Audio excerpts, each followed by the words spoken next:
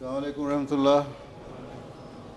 نعرہ تکبیر، نعرہ تکبیر، حضرت محمد مصطفیٰ، حضرت محمد مصطفیٰ، اسلام احمدیت، اسلام احمدیت، غلام احمد کی، غلام احمد کی، خلافت احمدیہ، خلافت احمدیہ، حضرت خلیفۃ المسیح الخامس، حضرت خلیفۃ المسیح الخامس، جماعت احمدیہ عالمگیر، جلسہ سالانہ UK، نعرہ تکبیر۔ السلام علیکم ورحمۃ اللہ وبرکاتہ۔ تلاوت قرآن کریم عبد المومن طاہر صاحب۔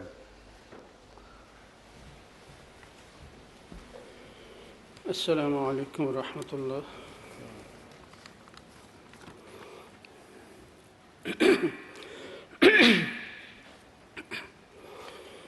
اعوذ باللہ من الشیطان الرجیم، بسم اللہ الرحمن الرحیم۔ نون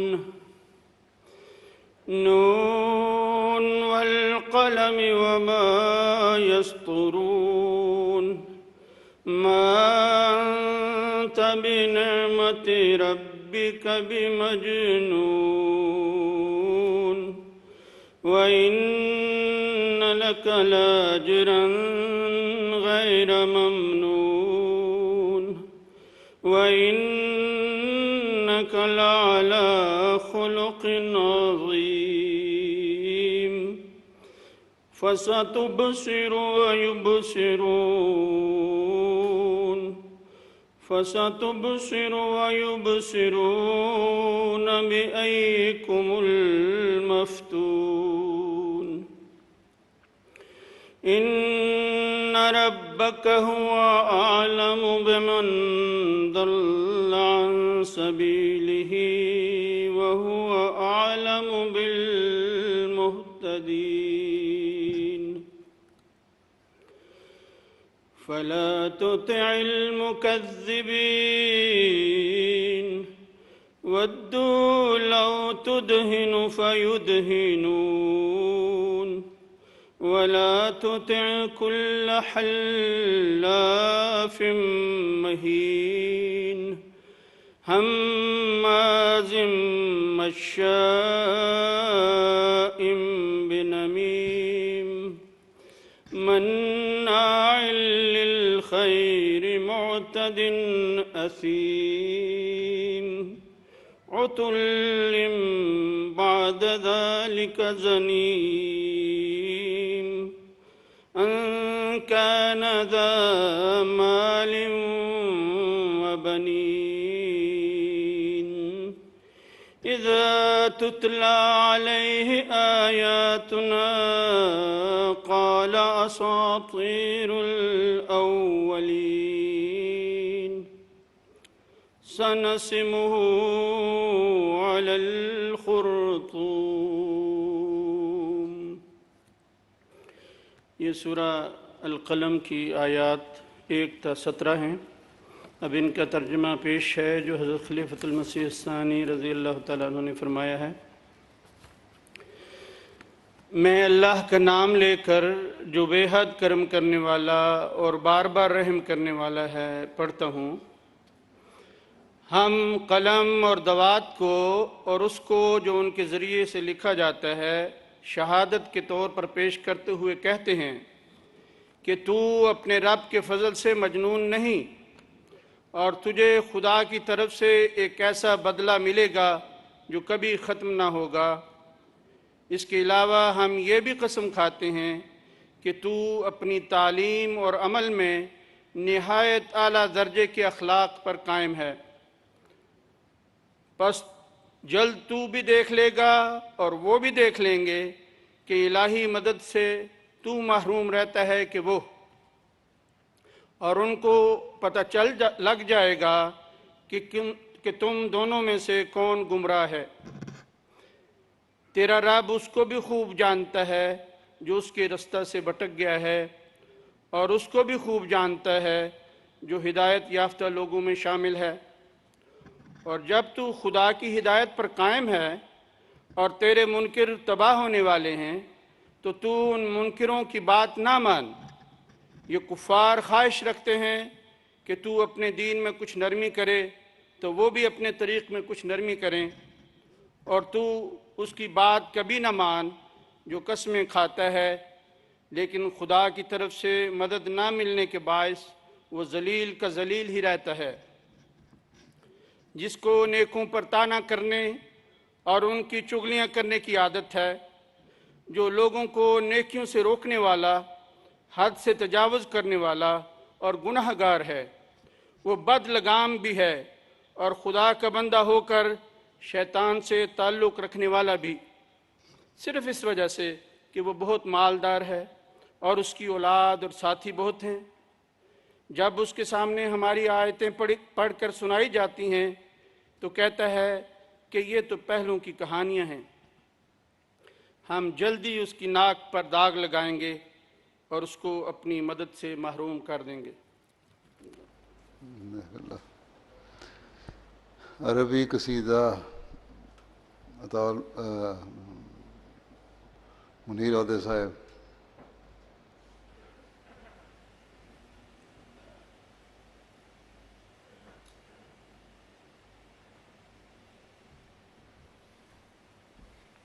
السلام علیکم ورحمۃ اللہ وبرکاتہ۔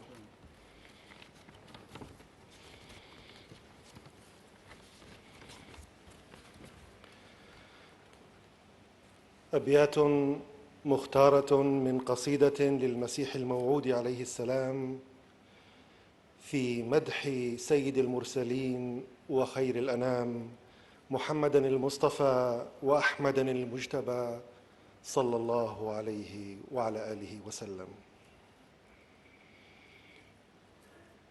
يا قلبي اذكر أحمدا عين الهدى مفني العدا،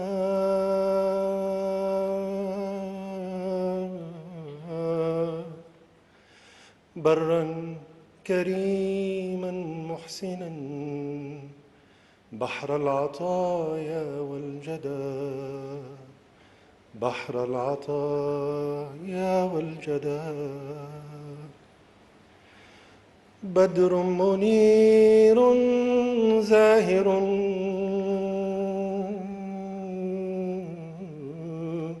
في كل وصف حمدا، إحسانه يصبي القلوب وحسنه يروي الصدى. الظالمون بظلمهم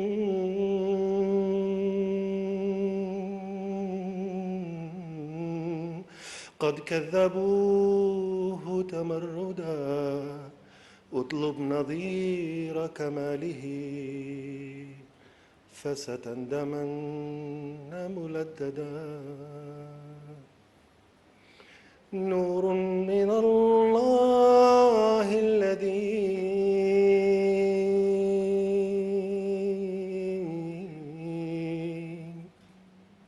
أحيا العلوم تجددا، المصطفى والمجتبى والمقتدى والمجتدى. جمعت مرابيع الهدى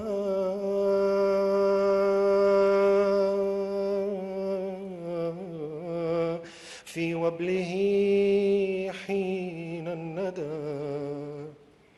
لله حمد ثم حمد قد عرفنا المقتدى.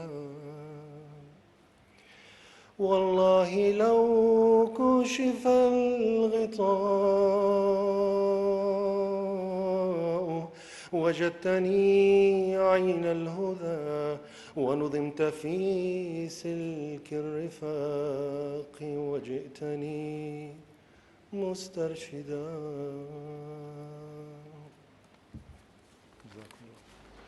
جزاک اللہ. اردو میں مضموم کلام حضرت مسیح علیہ السلام. اس کا پہلے ترجمہ ہوگا. عطاء محمد زاہد صاحب ترجمہ.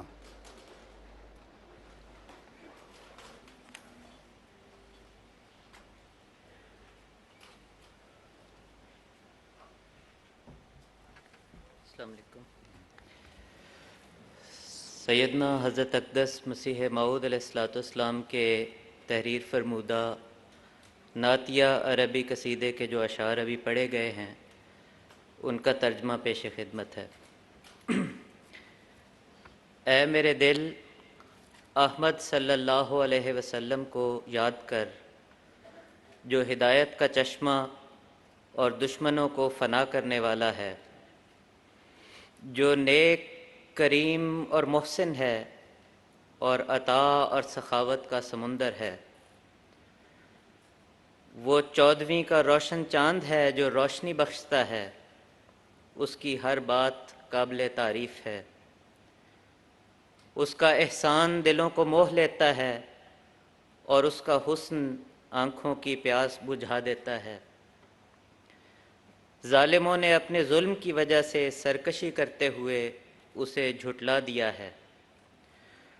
تو اس کے کمال کی نظیر تلاش کر کے دیکھ لے، یقیناً تو حیران اور شرمندہ ہوگا اور تجھے اس کی نظیر نہیں مل سکے گی.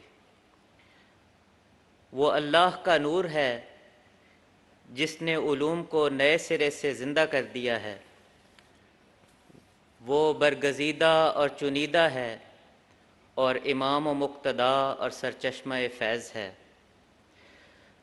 الحمدللہ ثم الحمدللہ کہ ہم نے اپنے امام و مقتدا کو پہچان لیا ہے. اللہ کی قسم اگر پردہ اٹھایا جائے تو مجھے چشمہ ہدایت پائے گا اور تو میرے ساتھیوں کی لڑی میں پرو دیا جائے گا اور میرے پاس ہدایت کا طالب ہو کر آئے گا.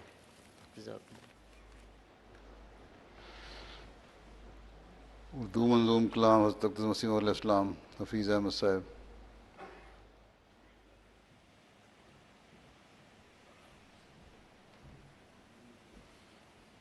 السلام علیکم پیارا کا. السلام علیکم ورحمۃ اللہ وبرکاتہ. پاکیزہ منظوم کلام حضرت اقدس مسیح موعود علیہ السلام.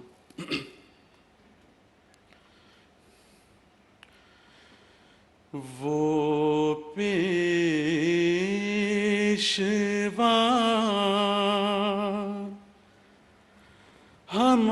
ہمارا جس سے ہے نور سارا،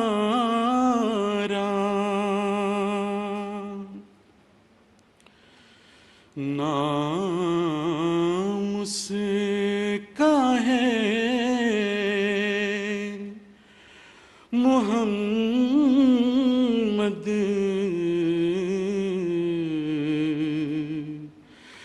دلبر میرا یہی ہے.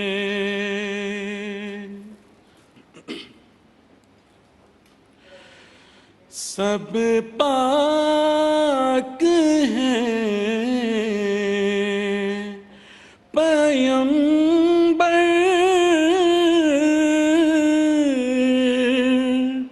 ایک دوسرے سے بہتر،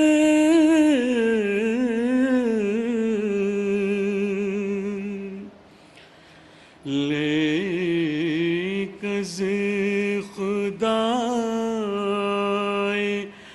برتر خیر الورا یہی ہے.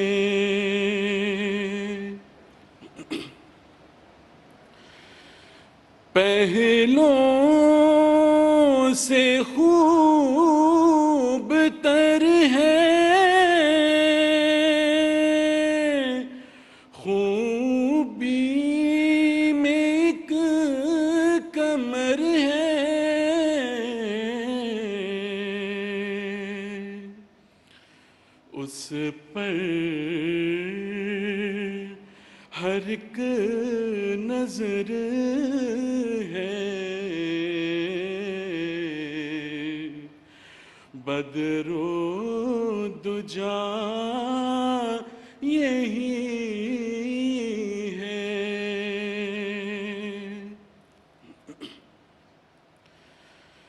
پردے جو تھے ہٹائے، اندر کی راہ دکھائے،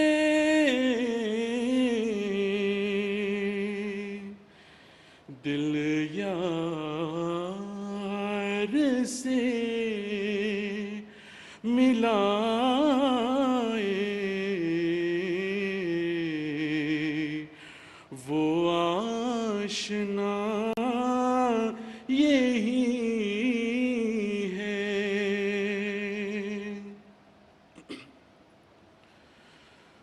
وہ یار لامکانی،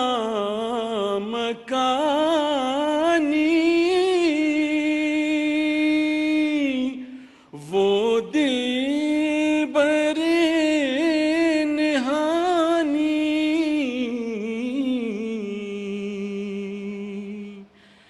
دیکھا ہے ہم نے اس سے،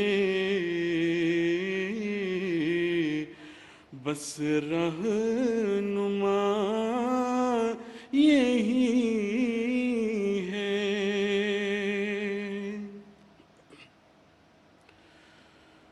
وہ آج شاہدی ہے، وہ تاج مرسلی ہے،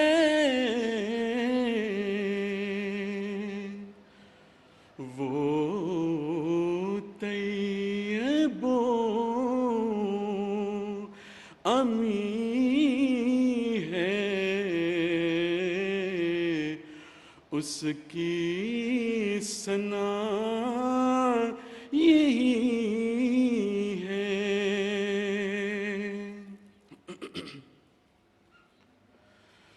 اس نور پر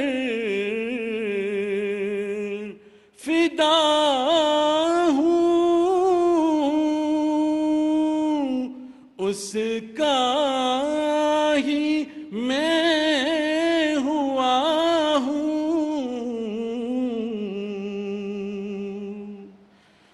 وہ ہے میں چیز کیا ہوں، بس فیصلہ یہی ہے۔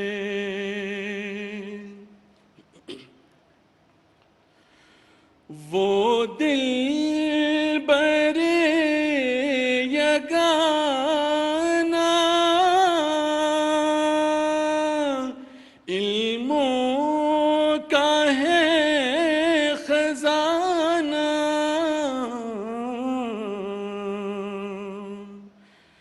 باقی ہے سب فسانہ،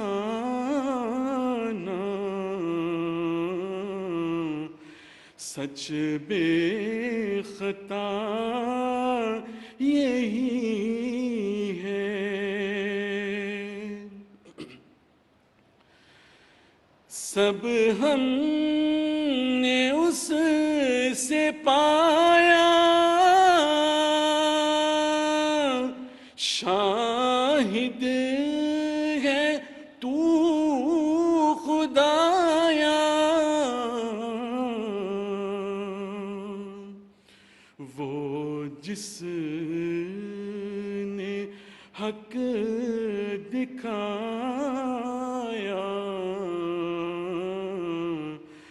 وہ محلقہ یہی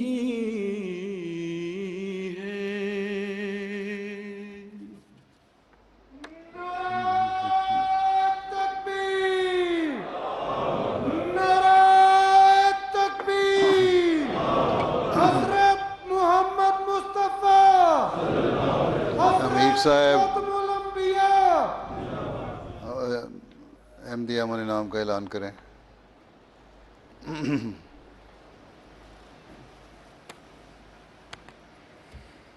Assalamu alaikum warahmatullahi wabarakatuh.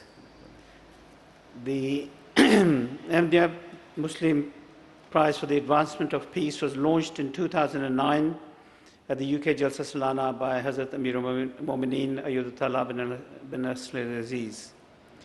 The prize is awarded in recognition of an individual or an organization's contribution to the advancement of the cause of peace. Last year, Jalsa Salana was not held in this way. The 2020 Peace Prize winner was selected but not announced. So I'm pleased to announce that the 2020 Peace Prize winner was Adi Roche. Adi is an Irish campaigner for peace, humanitarian aid and education, and in 1991 she founded the Chernobyl Children International, a non-profit organization that works with children, families, and communities that continue to be affected by the outcome of the 1986 Chernobyl disaster. Her work includes sending surgical teams to perform operations and train local doctors, and in addition, Adi Roche has worked extensively with the United Nations to highlight the long-term consequences of Chernobyl and the effect it still has on the children. Now turning to this year's prize, I'm honored to announce that the 2021 Peace Prize is being awarded to Dharma Master Chen Yen of Taiwan. Chen Yen is a Taiwanese Buddhist nun and a philanthropist who became a nun at the age of 25 years. Chen Yen founded the Buddhist Compassion Relief Zhao Chen Foundation in 1966 after an encounter with poor women in the streets of Taiwan. The organization began as a group of housewives saving money for needy families and has expanded over the years into a worldwide network of millions of volunteers and employees who give medical aid, disaster relief, and environmental work across the world. The organization Zhu Xi, led by Chen Yen, is renowned for providing short-term aid and undertaking long-term projects such as building new homes, schools, hospitals, and places of worship for all religions. The 1920 and 21 Ahmadiyya Muslim Peace Prizes for the Advancement of Peace will inshallah be presented at a future National Peace Conference, as is the normal practice, inshallah. Jazakallah. Nara Takbir! Nara Takbir! Hazrat Muhammad Mustafa! Hazrat Khatamul Anbiya! Islam Ahmadiyya! Islam Ahmadiyya! Ghulam Ahmad ki! Ghulam Ahmad ki! Khilafat-e Ahmadiyya! Hazrat Khalifatul Masih al-Khamis! Hazrat Khalifatul Masih al-Khamis! Jamaat Ahmadiyya Alamgir! Nara Takbir! Assalamu alaikum warahmatullahi wabarakatuh.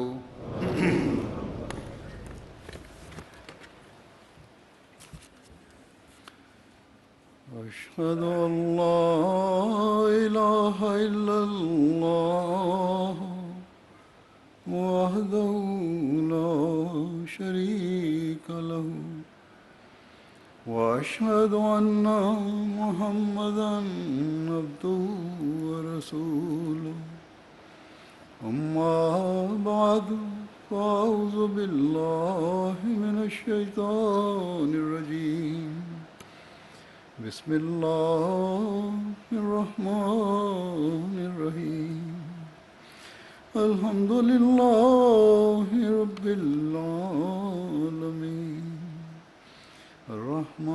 الرحمن الرحيم مالك يوم الدين نعبد وإياك نستعين اهدنا الصراط المستقيم صراط الذين أنعمت عليهم غير المغضوب عليهم ولا الضالين.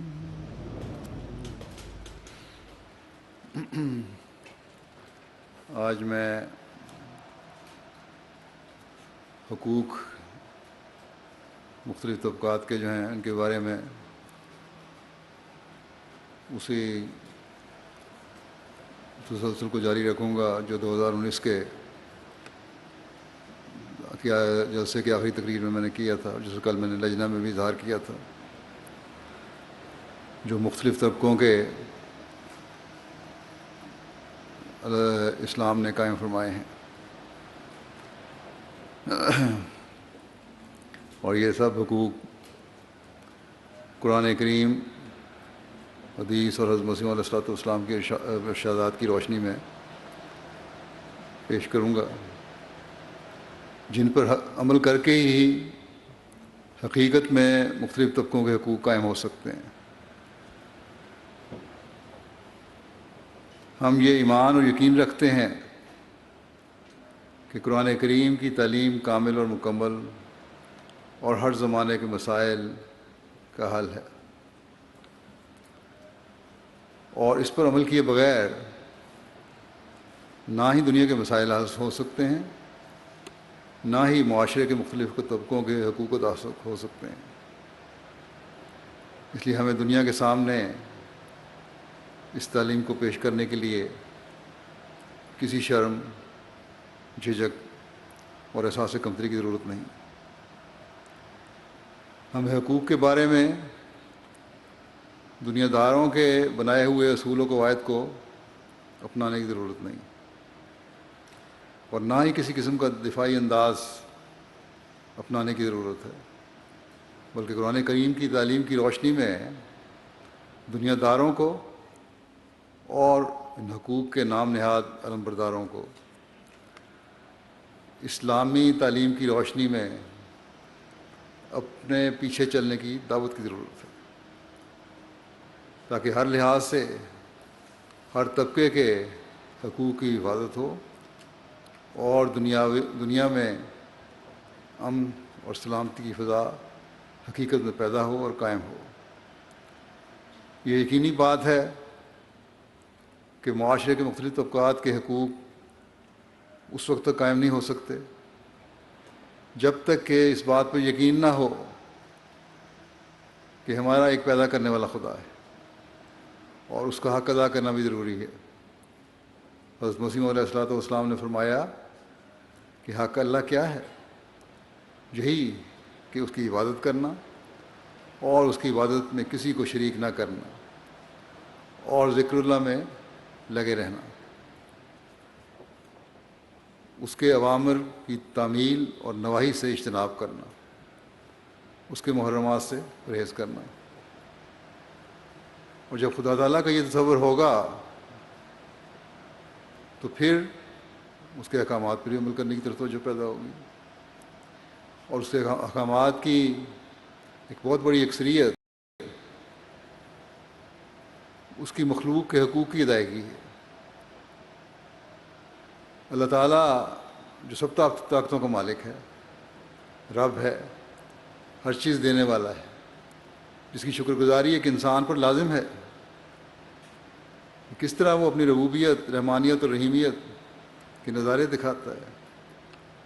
اس کے باوجود حضرت صلی اللہ علیہ وسلم نے فرمایا کہ اگر تم سے کوئی نیک سلوک کرے اور تم اس کا شکریہ ادا نہیں کرتے تو تم اللہ تعالیٰ کے بھی شکر گزار نہیں ہو۔ بس اللہ تعالیٰ نے تو ہر موقع پر ہمیں بتایا کہ تم ایک دوسرے کے حق ادا کرو، تو تبھی میرے حق ادا کرنے والے بنو گے۔ اللہ تعالیٰ کی شکر گزاری کے لیے بھی بندوں کی شکر گزاری کا کہہ کر اپنے حق کو بھی بندوں کے حق کی ادائیگی سے مشروط کر دیا اللہ تعالیٰ نے۔ بس یہ ہے اسلام کی خوبصورت تعلیم، اور یہ ہے اسلام کا خدا جو ایک دوسرے کے حقوق کو اس طرح قائم کرنے کی تلقین فرماتا ہے۔ اب میں بعض حقوق کا ذکر کروں گا۔ پہلے میں جو حقوق بیان کر چکا ہوں اس میں حقوق اللہ کے کچھ ذکر کے ساتھ والدین کے حقوق، اولاد کے حقوق، بچوں اور بچوں کے حقوق، میاں بیوی کے حقوق، بہن بھائی کے حقوق، رشتہ داروں کے حقوق، ہمسایوں کے حقوق، بیواؤں کے حقوق، بوڑھوں کے حقوق، دشمنوں کے حقوق، غلام اور لونڈی کے حقوق، غیر مسلموں کے حقوق کا ذکر تھا۔ اب ان حقوق کی تفصیل ہی ایسی ہے کہ دنیا دار اس کے قریب ہی پہنچ نہیں سکتے، اور یہیں پر بس نہیں، جیسا کہ میں نے کہا کچھ اور بھی حقوق کی فہرست ہے، جس میں سے کچھ کا آج میں ذکر کروں گا، جن کے قائم کرنے کی اسلام اپنے ماننے والوں کو تلقین کرتا ہے کہ یہ ادا کرو تب تم حقیقی مومن اور مسلمان کہلا سکتے ہو۔ بلکہ جب ہم تفصیل میں جاتے ہیں تو پتہ چلتا ہے کہ اسلام جانوروں تک کے حقوق قائم کرتا ہے، اور پھر یہ نہیں کہ حکم دے دیا کہ یہ حقوق قائم کرو، اسلام کی تعلیم پر چلنے والوں نے اس پر عمل کر کے بھی دکھایا۔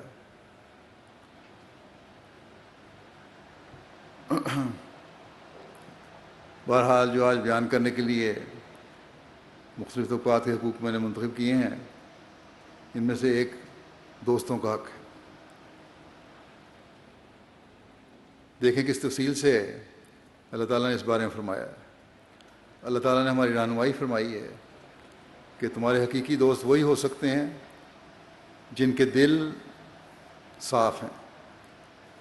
اگر دل صاف نہیں تو پھر دوستی کیسی؟ اور جب ہم دوست بنا لو ایسے لوگوں کو جن کے دل صاف ہیں تو پھر ان کا حق بھی ادا کرو۔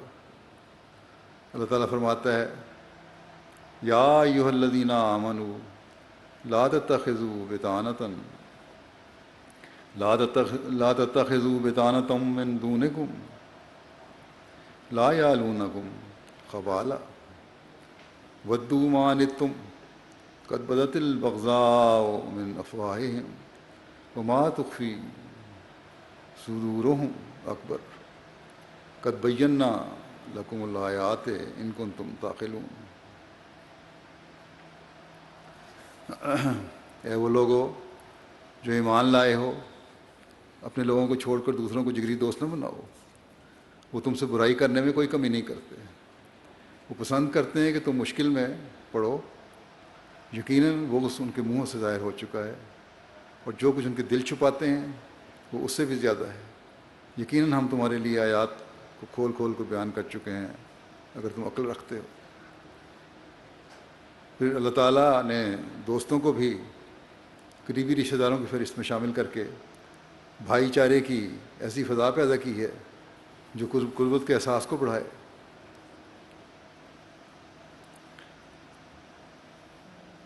دوستوں کے معیار کیا ہونے چاہیے؟ جب اس طرح دوستی ہو جائے تو اسے قائم بھی رکھنا ہے۔ اس بارے میں حضرت صلی اللہ علیہ وسلم فرماتے ہیں، حضرت امامہ روایت کرتے ہیں کہ رسول اللہ صلی اللہ علیہ وسلم نے فرمایا، جس شخص نے اللہ کی خاطر محبت کی اور اللہ کی خاطر نفرت کی اور اللہ کی خاطر دیا اور اللہ ہی کی خاطر کچھ دینے سے رکا رہا تو یقیناً اس نے اپنا ایمان مکمل کر لیا۔ دوستی نبھانا خدا کی خاطر ہے، اور یہی حقیقی دوستی قائم رکھ سکتا ہے اور رکھتا ہے۔ عارضی دوستی نہیں ہوتی جس میں دراریں پڑ جائیں۔ جو اللہ تعالیٰ کی محبت کے بغیر دوستی ہے وہ دوستی عارضی ہوتی ہے۔ پھر ایک روایت میں آتا ہے، حضرت عمر بن خطاب بیان کرتے ہیں کہ رسول اللہ صلی اللہ علیہ وسلم نے فرمایا کہ یقیناً اللہ کے بندوں میں کچھ ایسے بھی ہوں گے جو انبیاء اور شہیدوں میں سے نہ ہوں گے، لیکن قیامت والے دن اللہ کے پاس ان کے رتبے کی تعریف انبیاء اور شہداء بھی کر رہے ہوں گے۔ صحابہ نے عرض کیا، یا رسول اللہ کون لوگ ہوں گے وہ؟ آپ نے فرمایا وہ جو اللہ کی خاطر محبت کرنے والے ہوں گے، کیونکہ ان کے درمیان نہ تو رشتہ داری ہوگی، نہ ہی کوئی لین دین کا معاملہ ہوگا، اللہ کی قسم ان کے چہرے نور سے پر ہوں گے اور وہ نور سے بھرے ہوں گے۔ جب قیامت والے دن لوگ خوفزدہ ہوں گے تو اس وقت ان کو نہ تو خوف ہوگا اور نہ ہی وہ غمگین ہوں گے۔ بس یہ ہے آپس کی محبت اور دوستی پیدا کرنے کا نتیجہ اور اللہ تعالیٰ کا یہ احسان ان پہ۔ پھر حضرت ابو درداء بیان کرتے ہیں کہ رسول اللہ صلی اللہ علیہ وسلم نے فرمایا، جو بھی مسلمان اپنے بھائی کے لیے اس کی غیر موجودگی میں دعا مانگتا ہے تو فرشتہ اس کے حق میں کہتا ہے کہ تیرے لیے بھی اسی طرح ہو۔ یہاں صرف حقیقی بھائی مراد نہیں، ان کے لیے تو عموماً انسان دعا مانگتا ہے۔ اس بھائی چارے میں غیر رشتہ دار اور دوست بھی شامل ہیں۔ ایسی پیار کی بنیاد ڈالی ہے اسلام نے کہ جس کی مثال نہیں ہے۔ یہ بھائی چارہ اور دوستی ہے جو ایک دوسرے کے لیے دعا تک کرنے کی طرف راغب کرتی ہے اور فرشتوں کی دعا لینے کا بھی ذریعہ بن جاتی ہے۔ پھر حضرت انس بن مالک سے روایت ہے کہ رسول اللہ صلی اللہ علیہ وسلم نے فرمایا، آپس میں بغض نہ رکھو اور نہ حسد کرو اور نہ ایک دوسرے کی غیبت کرو، اور اللہ کے بندو آپس میں بھائی بھائی ہو جاؤ، اور کسی مسلمان کے لیے جائز نہیں کہ وہ اپنے بھائی سے 3 دن سے زیادہ قطع تعلق رکھے۔ یہ ہے بھائی چارے کا اور دوستی کا حق ادا کرنا۔ حضرت ابو اسید مالک بن ربیعہ سعدی بیان کرتے ہیں کہ ہم لوگ رسول اللہ صلی اللہ علیہ وسلم کے پاس بیٹھے ہوئے تھے کہ قبیلہ بنو سلمہ میں سے ایک شخص آیا اور اس نے عرض کیا، یا رسول اللہ صلی اللہ علیہ وسلم، میرے والدین کی وفات کے بعد کیا آپ بھی ان سے نیکی کرنے کا کوئی طریقہ ہے؟ آپ نے فرمایا ہاں، ان کے لیے دعا اور استغفار کرنا، ان کے عہد کو ان کے بعد پورا کرنا، جو بھی انہوں نے عہد کیے تھے ان کو پورا کرنا، اور اس رشتہ سے صلہ رحمی کرنا جس سے صلہ رحمی صرف انہی کے واسطے سے کی جا سکتی تھی، اور ان کے دوست کے ساتھ عزت سے پیش آنا۔ اب یہاں صرف ہم مذہب دوست نہیں مراد، یہ انہی کا ذکر نہیں ہے بلکہ عمومی دوست کا ذکر ہے۔ یہ ہے دوستی کا حق کہ والدین کے دوستوں کا بھی تم نے حق ادا کرنا ہے۔ حضرت ابن عمر سے روایت ہے کہ رسول اللہ صلی اللہ علیہ وسلم نے فرمایا، سب سے بڑی نیکی یہ ہے کہ انسان اپنے والد کے دوستوں کی خاطر مدارات کرے جبکہ والد کا انتقال ہو چکا ہو۔ مزید کھولا، نسلوں تک یہ دوستی کا حق قائم فرما دیا۔ حضرت اقدس مسیح موعود علیہ الصلوۃ والسلام فرماتے ہیں، اصل بات یہ ہے کہ ہمارے دوستوں کا تعلق ہمارے ساتھ اعضاء کی طرح سے ہے، اور یہ بات ہمارے روزمرہ کے تجربے میں آتی ہے کہ ایک چھوٹے سے چھوٹے عضو مثلا انگلی ہی میں درد ہو تو سارا بدن بے چین اور بے قرار ہو جاتا ہے۔ اللہ تعالیٰ خوب جانتا ہے کہ ٹھیک اسی طرح ہر وقت اور ہر آن میں ہمیشہ اسی خیال اور فکر میں رہتا ہوں کہ میرے دوست ہر قسم کی آرام و آسائش سے رہیں۔ یہ ہمدردی اور یہ غمخواری کسی تکلف اور بناوٹ کی روح سے نہیں، بلکہ جس طرح والدہ اپنے بچوں میں سے ہر واحد کے آرام و آسائش کی فکر میں مستقل رہتی ہے، خواہ وہ کتنے ہی کیوں نہ ہوں، اسی طرح میں للہی دل سوزی اور غمخواری اپنے دل میں دوستوں کے لیے پاتا ہوں۔ اور یہ ہمدردی کچھ ایسی اضطراری حالت پر واقع ہوئی ہے کہ جب ہمارے دوستوں میں سے کسی کا خط کسی قسم کی تکلیف یا بیماری کے حالات پر مشتمل پہنچتا ہے تو طبیعت میں ایک بے کلی اور گھبراہٹ پیدا ہو جاتی ہے اور ایک غم شامل حال ہو جاتا ہے، اور جوں جوں احباب کی کثرت ہوتی جاتی ہے اسی قدر یہ غم بڑھتا جاتا ہے، اور کوئی وقت ایسا خالی نہیں رہتا جب کہ کسی قسم کا فکر اور غم شامل حال نہ ہو، کیونکہ اس قدر کثیر التعداد احباب میں سے کوئی نہ کوئی کسی نہ کسی غم اور تکلیف میں مبتلا ہو جاتا ہے، اور اس کی اطلاع پر ادھر دل میں قلق اور بے چینی پیدا ہو جاتی ہے۔ میں نہیں بتلا سکتا کہ کس قدر اوقات غموں میں گزرتے ہیں، چونکہ اللہ تعالیٰ کے سوا اور کوئی ہستی ایسی نہیں جو ایسے ہموم اور افکار سے نجات دے، اس لیے میں ہمیشہ دعاؤں میں لگا رہتا ہوں، اور سب سے مقدم دعا یہی ہوتی ہے کہ میرے دوستوں کو ہموم اور غموم سے محفوظ رکھے، کیونکہ مجھے تو ان کے ہی افکار اور رنج میں غم میں ڈالتے ہیں۔ اور پھر یہ دعا مجموعی حیت سے کی جاتی ہے کہ اگر کسی کو کوئی رنج اور تکلیف پہنچی ہے تو اللہ تعالیٰ اس سے اس کی نجات دے۔ ساری سرگرمی اور پورا جوش یہی ہوتا ہے کہ اللہ تعالیٰ سے دعا کروں، دعا کی قبولیت میں بڑی بڑی امیدیں ہیں۔ یہ تو افراد جماعت کے لیے بھی فرمایا، اسی طرح آگے بھی فرمایا اپنے دوستوں کے لیے کہ ہمارا تعلق دوستوں سے اس قدر ہے کہ جس قدر دوست ہوتے ہیں اور ان کے اہل و عیال ہیں گویا ہمارے ہی ہیں۔ کسی عزیز کے جدا ہونے پر اس قدر دکھ ہوتا ہے کہ جیسے کسی کو اپنے عزیز سے عزیز اولاد کے مر جانے کا ہوتا ہے۔ پھر آپ بیان فرماتے ہیں دوستی کے معیار کے بارے میں کہ کیا معیار ہونا چاہیے۔ بیان فرماتے ہیں کہ ایک مثال دے کے کہ چوری بھی ایک بری صفت ہے، لیکن اگر اپنے دوستوں کی چیز بلا اجازت استعمال کر لی جائے تو معیوب نہیں، عام دنیا داروں میں دیکھا جاتا ہے، بشرطے کہ دوست ہوں، دوستی پکی ہے تو بغیر پوچھے بھی استعمال کر لی، نکال لی چیز تو کوئی بری بات نہیں، یہ چوری نہیں۔ فرمایا کہ دو شخصوں میں باہمی دوستی کمال درجے کی تھی، واقعہ بیان فرماتے ہیں،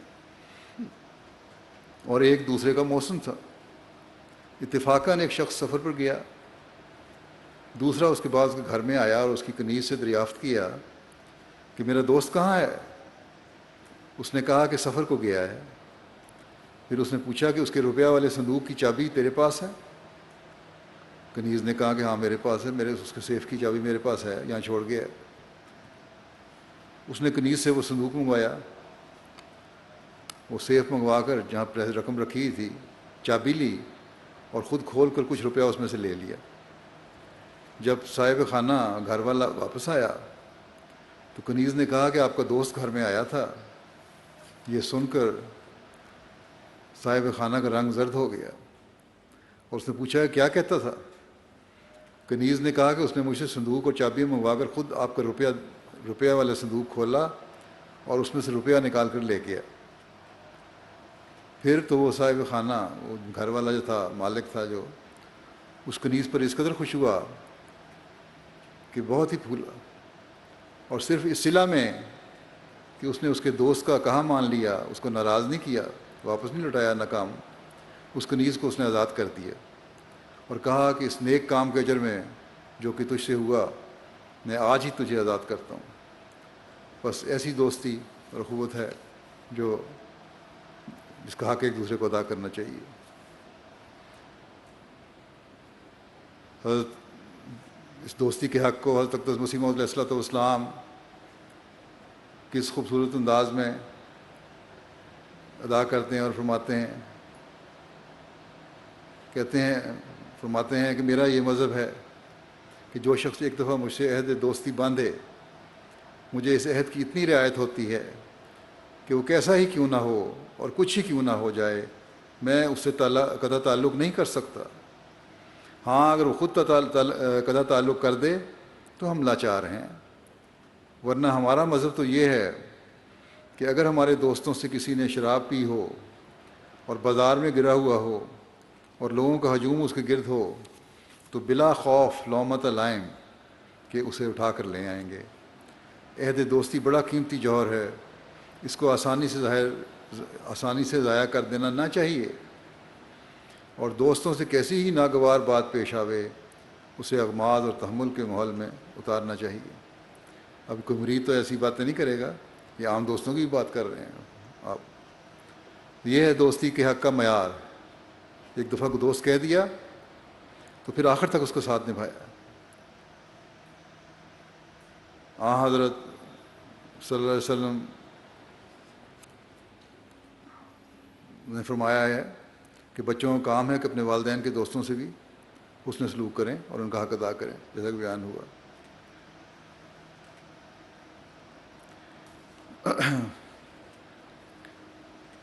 پھر اسلام نے روزے کی بھی مسلمانوں کو تلقین فرمائی ہے، لیکن مریض کا بھی حق قائم فرما دیا۔ اگر مریض ہے تو روزہ کی رخصت ہے جب تک کہ صحت نہیں ہو جاتی۔ اللہ تعالیٰ فرماتا ہے ایام معدودات فمن کان منکم مریضا او علی سفر فعدۃ من ایام اخر، گنتی کے چند دن ہیں، بس جو بھی تم میں سے مریض ہو، جس سفر پر ہو، تو اسے چاہیے کہ وہ اتنی مدت کے روزے رکھ دوسرے ایام میں پورے کرے۔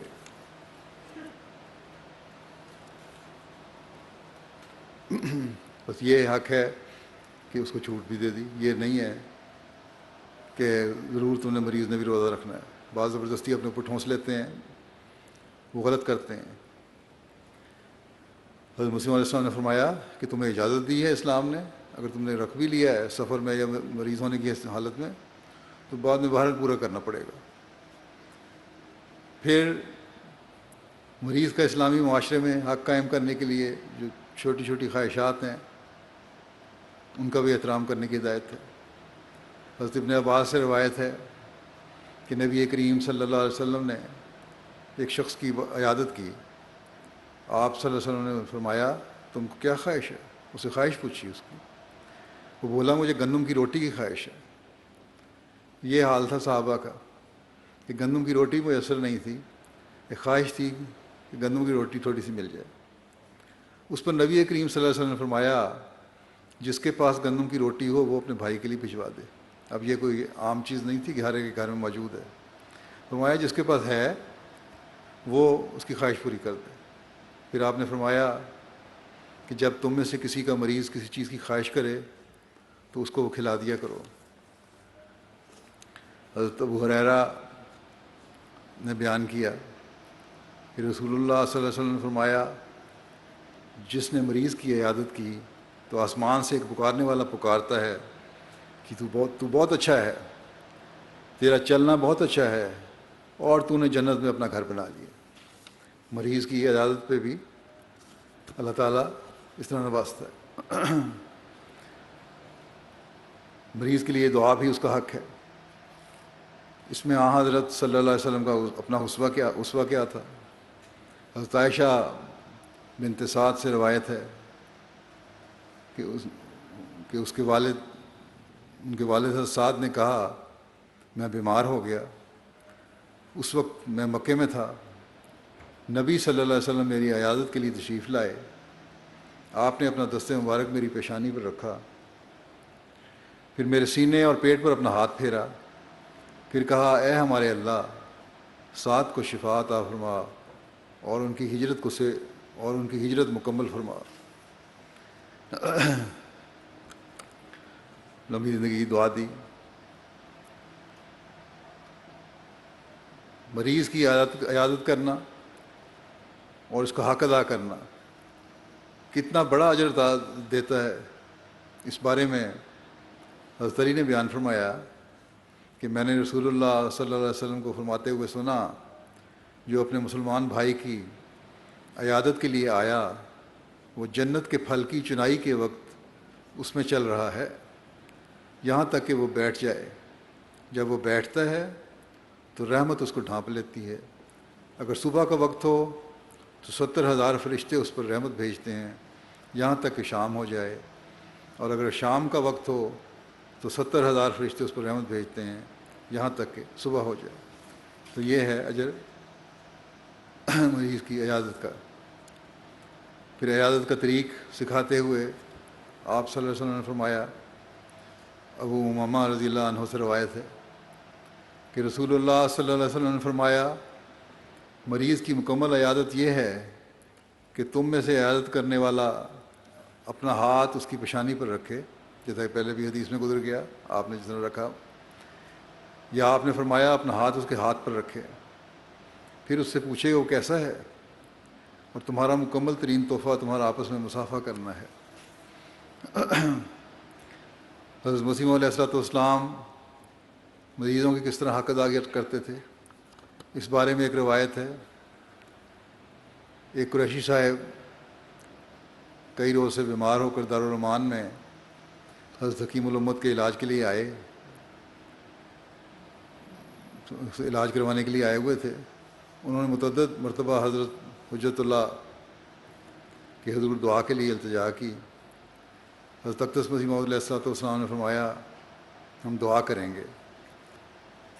کہتے ہیں ایک دن شام کو اس نے بدریہ حضرت حکیم الامت التماس کی کہ میں حضور مسیح موعود کی زیارت کا شرف حاصل کرنا چاہتا ہوں، مگر پاؤں کے متورم ہونے کی وجہ سے حاضر نہیں ہو سکتا، سوجا ہوا پاؤں چل نہیں سکتا۔ حضرت مسیح نے فرمایا، حضرت مسیح السلام نے خود اگلے دن ان کے مکان پر جا کر دیکھنے کا وعدہ فرمایا کہ کل میں آ جاؤں گا۔ چنانچہ وعدے کے ایفا کے لیے آپ سیر کو نکلتے ہی خدام کے حلقہ میں اس مکان پر پہنچے جہاں وہ فروکش تھا۔ آپ کچھ دیر تک مریض کے عام حالات دریافت فرماتے رہے، اس کے پاس بیٹھے رہے۔ شیخ یعقوب علی صاحب عرفانی کہتے ہیں کہ عیادت کے لیے بعض اوقات آپ نے سفر بھی کیے۔ لدھیانہ میں ایک میر عباس علی صاحب صوفی تھے۔ ابتدا میں حضرت اقدس کے ساتھ ان کو بڑی محبت اور اخلاص تھا۔ حضرت مسیح موعود علیہ السلام کو ان کی بیماری کا خط ملا۔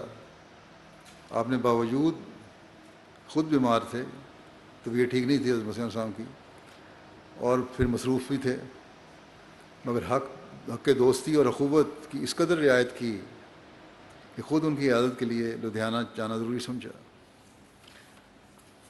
پھر حضرت اقدس مسیح علیہ السلام اس وعدے کے مطابق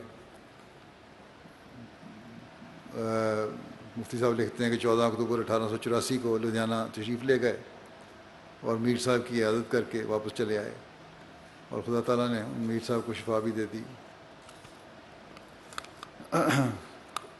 پھر حضرت مسیح علیہ السلام مریضوں اور بیماروں کا کس طرح حق ادا فرمایا کرتے تھے، اس بارے میں حضرت مولوی عبدالکریم صاحب سیالکوٹی لکھتے ہیں کہ بعض اوقات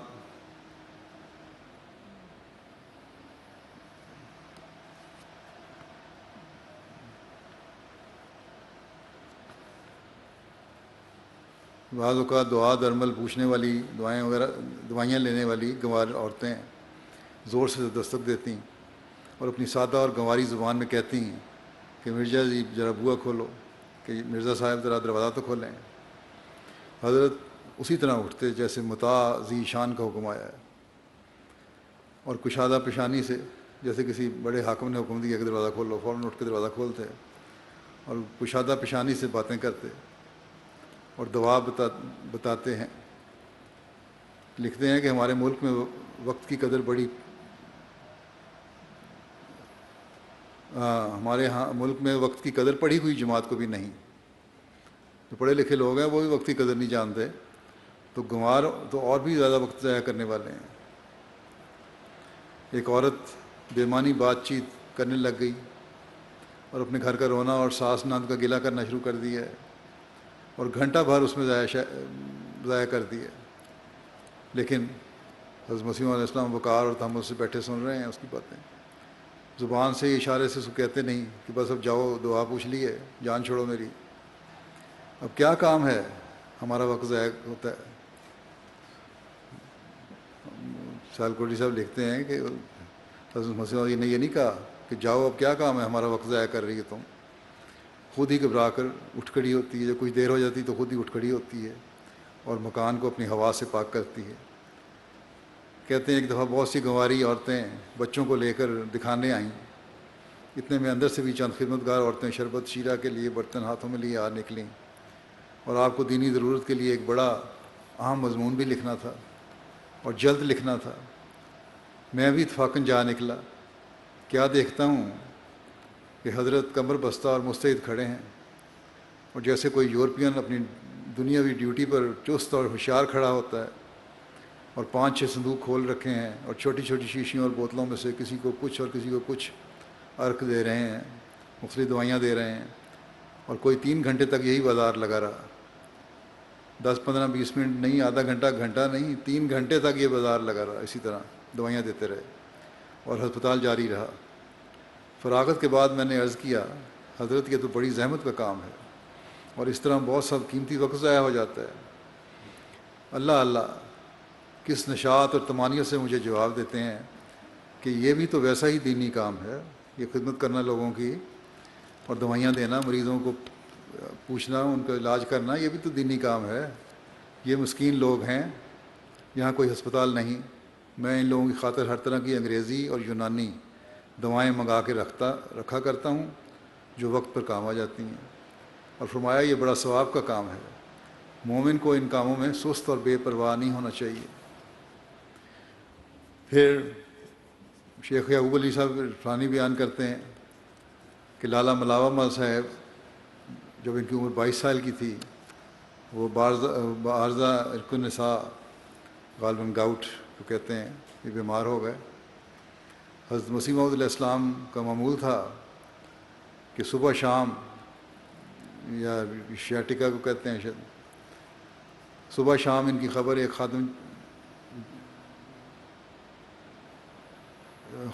خادم جمال کے ذریعے منگوایا کرتے اور دن میں ایک مرتبہ خود تشریف لے جا کر عیادت کرتے۔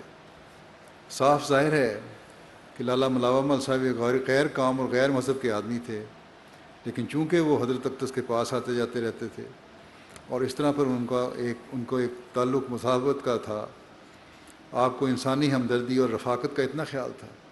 یہاں صرف مریض کی بات نہیں ہو رہی آتی صرف، بلکہ دوستی کا بھی خیال رکھا ہے۔ اب غیر مذہب کا آدمی ہے، اس کا بھی دوستی کا بھی خیال ہے اور مریض کی تیمارداری کا بھی خیال ہے۔ رفاقت کا اتنا خیال تھا کہ ان کی بیماری میں خود ان کے مکان پر جا کر عیادت کرتے اور خود علاج بھی کرتے تھے۔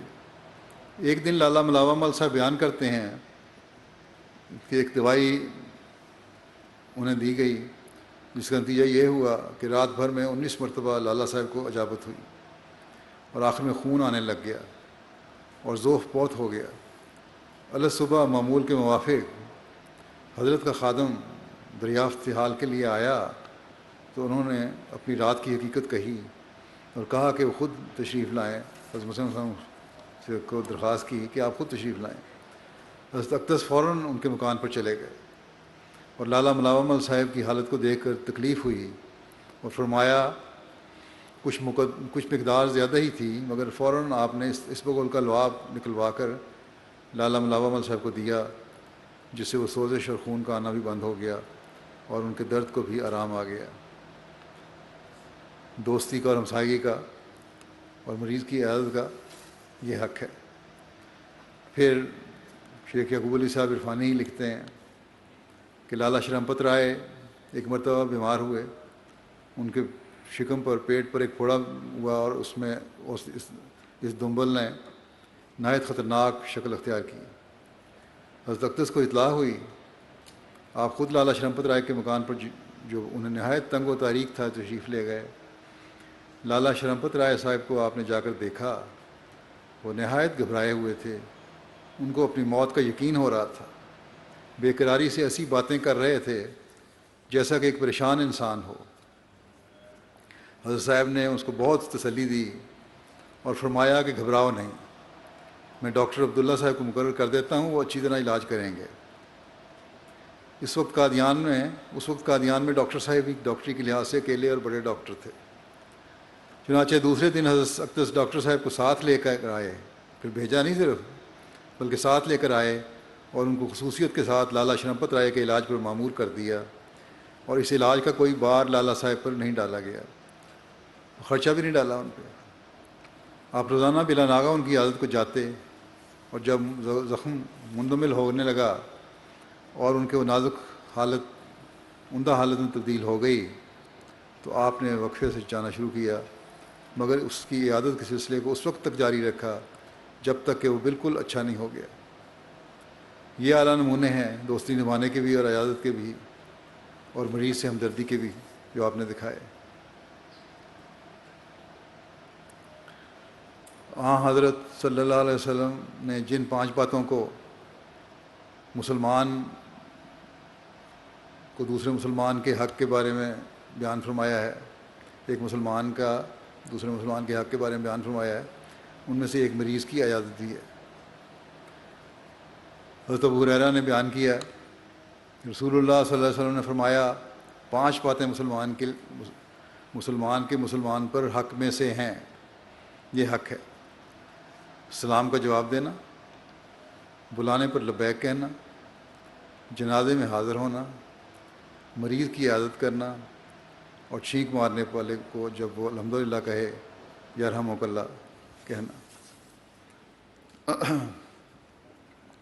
پھر اگلا جو حق ہے جو میں نے لیا ہے آج، وہ ہے یتیموں کا حق. یتیموں کے حق کے بارے میں اللہ تعالیٰ کیا حکم فرماتا ہے؟ فرمایا وَلَا تَقْرَبُوا مَالَ الْيَتِيمِ إِلَّا بِالَّتِي هِيَ أَحْسَنُ حَتَّى يَبْلُغَ أَشُدَّهُ، کہ اور سوائے ایسے طریقے جو بہت اچھا ہو، یتیم کے مال کے قریب نہ جاؤ یہاں تک کہ وہ اپنی بلوغت کی عمر کو پہنچ جائے. یعنی اگر کسی یتیم کی پرورش کرنی پڑے گی اور یتیم کا مال بھی ہو تو پرورش کے بہانے ناجائز طور پر اس کا مال نہ کھاؤ. اگر توفیق والا انسان ہے کوئی تو اپنی طرف سے خرچ کرتا رہے اس کی پرورش میں، تو یہ سب سے زیادہ بہتر ہے. لیکن اگر نہیں تو جو خرچ کرنا ہے وہ احتیاط سے کرو، اور حسب ضرورت اتنا ہی خرچ کرو جتنی ضرورت ہے. پھر اللہ تعالیٰ فرماتا ہے وَلَا تَقْرَبُوا مَالَ الْيَتِيمِ إِلَّا بِالَّتِي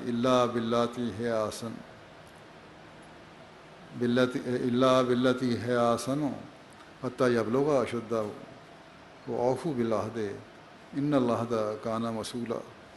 اور یتیم کے مال کے قریب نہ جاؤ مگر ایسے طریق پر کہ وہ بہترین ہو یہاں تک کہ وہ اپنی بلوغت کی عمر کو پہنچ جائے، اور عہد کو پورا کرو، یقیناً عہد کے بارے میں پوچھا جائے گا. بس یہاں اس بات کی مزید وضاحت کر دی کہ نہ صرف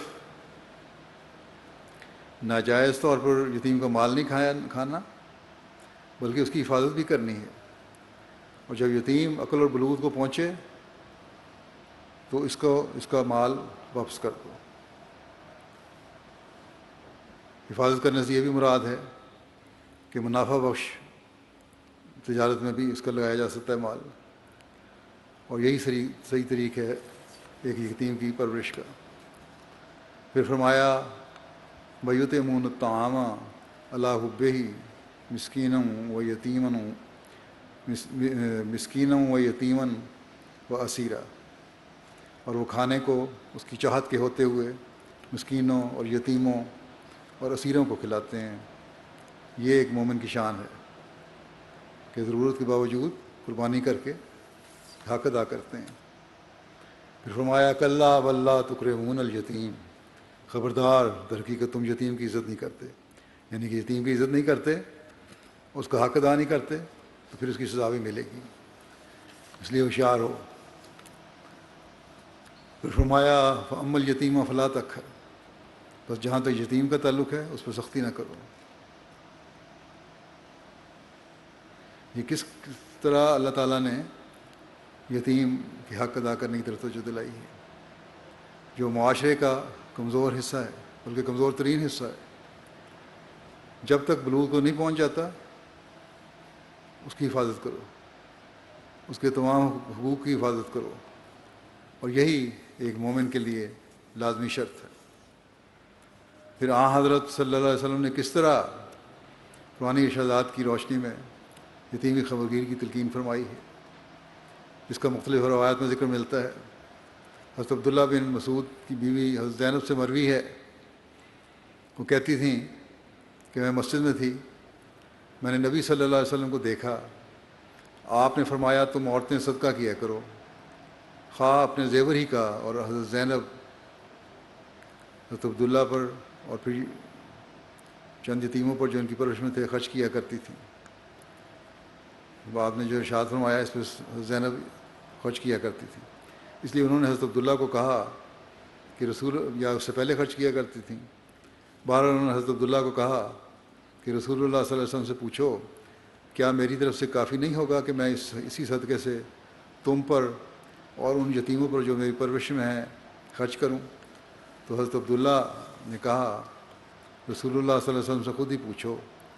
اس لیے میں نبی صلی اللہ علیہ وسلم کے پاس گئی، میں نے دروازے پر انصار میں سے ایک عورت پائی، اس کی حاجت بھی میری حاجت جیسی تھی، وہ بھی وہی سوال پوچھنا چاہتی تھی۔ اتنے میں حضرت بلال ہمارے پاس سے گزرے، ہم نے کہا کہ نبی صلی اللہ علیہ وسلم سے پوچھو کیا میری طرف سے یہ کافی ہوگا کہ میں اپنے خامد اور چند ایسے یتیموں پر جو میری گود میں ہیں صدقہ سے خرچ کروں؟ اور ہم نے کہا ہمارا پتہ نہ بتانا، یہ نہ بتانا کس نے پوچھا۔ چنانچہ وہ اندر گئے اور انہوں نے آپ صلی اللہ علیہ وسلم سے پوچھا، لیکن آپ صلی اللہ علیہ وسلم نے فرمایا کہ دو عورتیں کون ہیں جو سوال پوچھ رہی ہیں؟ حضرت بلال نے کہا کہ زینب۔ آپ نے پوچھا زینبوں میں سے کون سی زینب؟ حضرت بلال نے کہا عبداللہ بن مسعود کی بیوی۔ آپ نے فرمایا ہاں، اس کے لیے 2 اجر ہیں، قرابت کا اجر اور صدقے کا اجر۔ اس طرح جو خرچ کر رہی ہے اس کو یقیناً اجر ملے گا۔ حضرت ابو ہریرہ رضی اللہ عنہ سے روایت ہے کہ رسول اللہ صلی اللہ علیہ وسلم نے فرمایا کہ یتیم کی پرورش کرنے والا اور میں جنت میں اس طرح ہوں گے جیسے یہ دونوں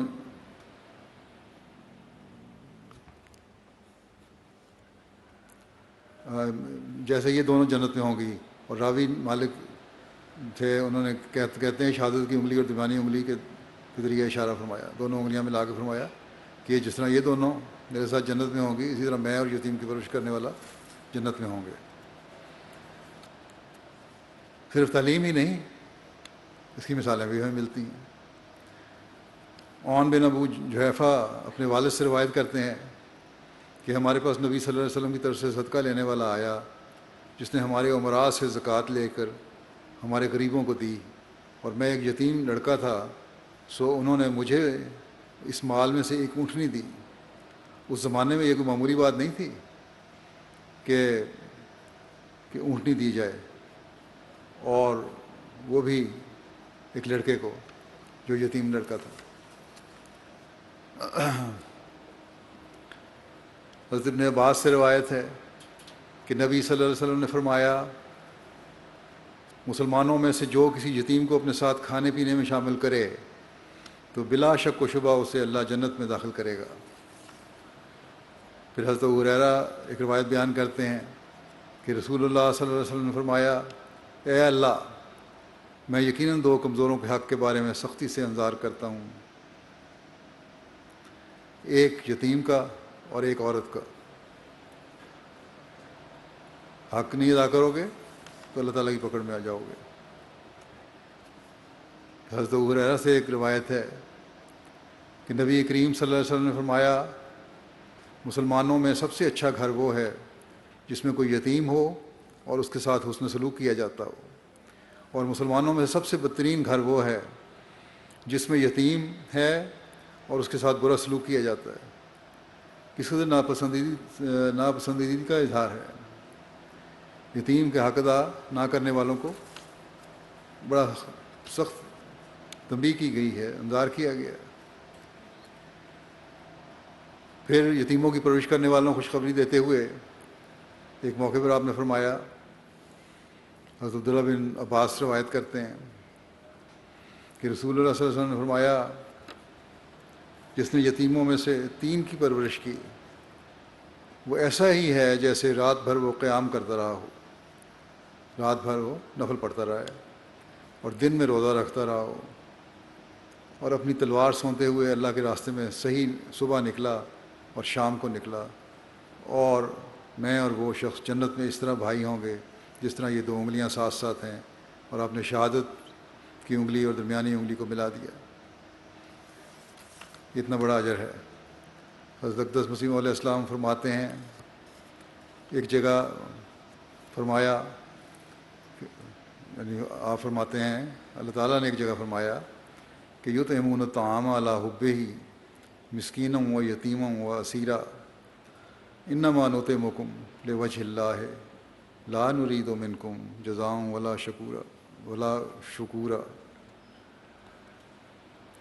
یعنی مومن وہ ہیں جو خدا کی محبت سے مسکینوں اور یتیموں اور قیدیوں کو روٹی کھلاتے ہیں، اور کہتے ہیں کہ اس روٹی کھلانے سے تم سے کوئی بدلہ اور شکر گزاری نہیں چاہتے، اور نہ ہماری کچھ غرض ہے، ان تمام خدمات سے صرف خدا کا چہرہ ہمارا مطلب ہے، یعنی صرف ہمیں خدا کی رضا چاہیے۔ اب سوچنا چاہیے کہ ان تمام آیات سے کس قدر صاف صاف معلوم ہوتا ہے کہ قرآن شریف نے اعلیٰ طبقہ عبادت الہی اور اعمال صالحہ کا یہی رکھا ہے کہ محبت الہی اور رضا الہی کی طلب سچے دل سے ظہور میں آوے۔ خدا تعالیٰ نے تو اس دین کا نام اسلام اس غرض سے رکھا ہے کہ تا انسان خدا تعالیٰ کی عبادت نفسانی اغراض سے نہیں بلکہ طبعی جوش سے کرے، کسی ذاتی غرض سے نہ کرے عبادت، بلکہ ایک جوش ہو اللہ تعالیٰ کی محبت کا، اس کی رضا حاصل کرنے کا، اس کی وجہ سے عبادت کی جائے اللہ تعالیٰ کی۔ کیونکہ اسلام تمام اغراض کے چھوڑ دینے کے بعد رضا بقضاء کا نام ہے۔ دنیا میں بجز اسلام ایسا کوئی مذہب نہیں جس کے یہ مقاصد ہوں۔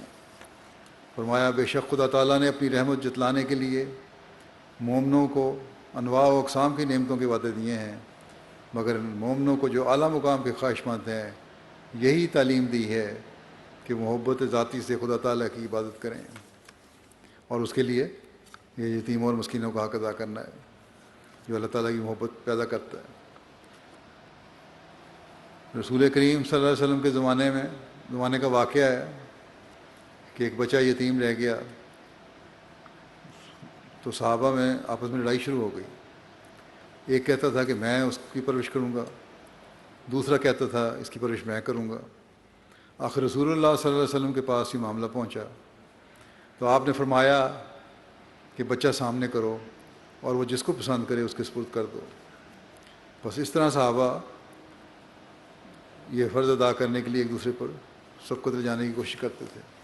نعرہ تکبیر، نعرہ تکبیر، حضرت محمد مصطفیٰ، حضرت محمد مصطفیٰ، اسلام احمدیت، غلام احمد کی، غلام احمد کی، خلافت احمدیہ، نعرہ تکبیر۔ اسلام معاہدوں کی پابندی کی بڑی شدت سے تلقین کرتا ہے کہ معاہدے جو تم کرتے ہو ان کا بھی تم نے کس طرح حق ادا کرنا ہے، اور ہر صورت میں انہیں پورا کرنے کی تلقین کرتا ہے۔ بعض دفعہ دشمن نے چالاکی سے کسی مسلمان سے معاہدہ کر لیا تو پھر اس وقت کے خلیفہ نے کہا کہ اسے نبھایا جائے۔ چنانچہ ایک واقعہ تاریخ میں آتا ہے، حضرت عمر کے زمانے میں ایک حبشی غلام نے ایک قوم سے یہ معاہدہ کیا تھا کہ فلاں فلاں رعایتیں تمہیں دی جائیں گی۔ جب اسلامی فوج گئی تو اس قوم نے کہا ہم سے تو یہ معاہدہ ہے۔ فوج کے اعلیٰ افسر نے اس معاہدے کو تسلیم کرنے میں لیت لال کی اور بات حضرت عمر تک پہنچی تو انہوں نے فرمایا کہ مسلمان کی بات جھوٹی نہیں ہونی چاہیے، چاہے غلام نے معاہدہ کیا تھا، ایک معاہدہ کر لیا، اب ہمیں اس کو پورا کرنا چاہیے۔ قرآن کریم میں اللہ تعالیٰ معاہدوں کی پابندی کرنے کے بارے میں فرماتا ہے الا الذین عاہدتم من المشرکین ثم لم ينقصوکم شیئا ولم یظاہروا علیکم احدا فاتموا الیہم عہدہم الی مدتہم ان اللہ یحب المتقین۔ سوائے مشرکین میں سے ایسے لوگوں کے جن کے ساتھ تم نے معاہدہ کیا پھر انہوں نے تم سے کوئی عہد شکنی نہیں کی اور تمہارے خلاف کسی اور کی مدد بھی نہیں کی، بس تم ان کے ساتھ معاہدہ کو طے کردہ مدت تک پورا کرو، یقیناً اللہ تعالیٰ متقیوں سے محبت کرتا ہے۔ بس تقویٰ پہ چلنے والوں کی ایک شرط معاہدوں کی پابندی ہے اور اس کا حق ادا کرنا ہے۔ حضرت عبداللہ بن عمر نے نبی کریم صلی اللہ علیہ وسلم سے روایت کی ہے کہ آپ نے فرمایا جس نے ایسے آدمی کو قتل کیا جس سے معاہدہ ہو اس نے جنت کی خوشبو نہ سونگھی جبکہ جنت کی خوشبو تو ایسی ہے کہ 40 برس کی مسافت پر بھی محسوس ہوتی ہے، اتنا پھیلی ہوئی جنت کی خوشبو۔ لیکن جس نے معاہدہ توڑ دیا وہ اس سے محروم رہ گیا۔ صحابہ کرام کے چند صاحبزادوں سے روایت ہے کہ انہوں نے اپنے آبا سے سنا، جو ایک دوسرے کے رشتہ دار تھے، کہ رسول اللہ صلی اللہ علیہ وسلم نے فرمایا، جو شخص کسی ذمہ شخص پر ظلم کرے گا یا اس کے حق میں کسی قسم کی کمی کرے گا یا اس کی طاقت سے زیادہ اس پر ذمہ داری ڈالے گا یا اس کی مرضی کے بغیر اس سے کوئی چیز حاصل کرے گا، تو میں قیامت کے دن ایسے شخص سے جھگڑا کروں گا۔ اس لیے ذمہ سے بھی ایک معاہدہ ہے اور اس کے حقوق کی حفاظت کرنے کا ایک حق ہے، فرض ہے مسلمان پر۔ پھر آپ نے معاہدات کا کس حد تک پاس فرمایا، اس بارے میں حضرت عبدالرحمن بن بیلمانی بیان کرتے ہیں کہ رسول اللہ صلی اللہ علیہ وسلم نے ذمیوں میں سے ایک آدمی کے بدلے میں اہل قبلہ یعنی مسلمانوں میں سے ایک آدمی کو قتل کر دیا اور فرمایا کہ میں ان لوگوں میں سب سے زیادہ حقدار ہوں جو اپنی ذمہ داری پوری کرتے ہیں۔ یعنی اس نے قتل کیا تھا، مسلمان نے اس کے ذمہ، اس کی وجہ سے اس کو بھی قتل کیا۔ حضرت عرباض بن ساریہ سلمی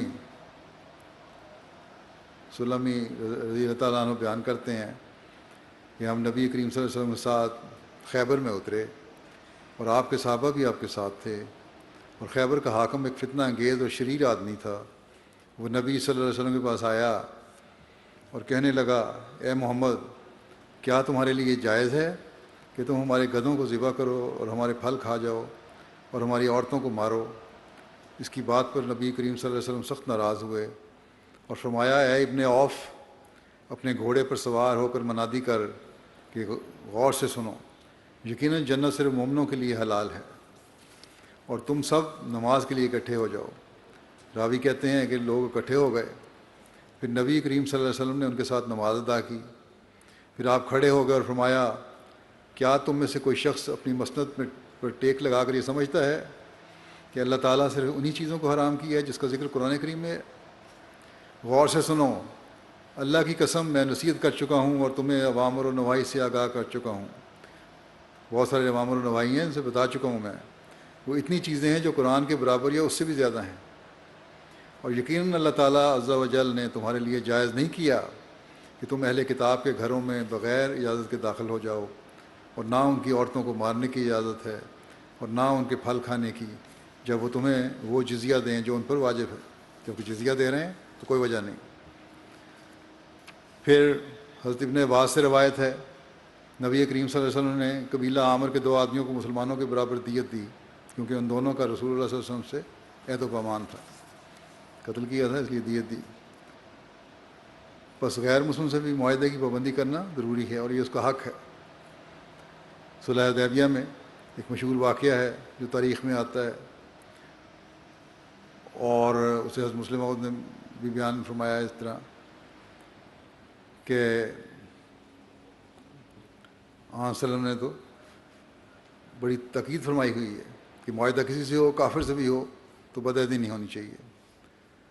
صلح حدیبیہ میں کفار سے ایک یہ بھی شرط ہوئی تھی کہ اگر تمہاری طرف سے کوئی آدمی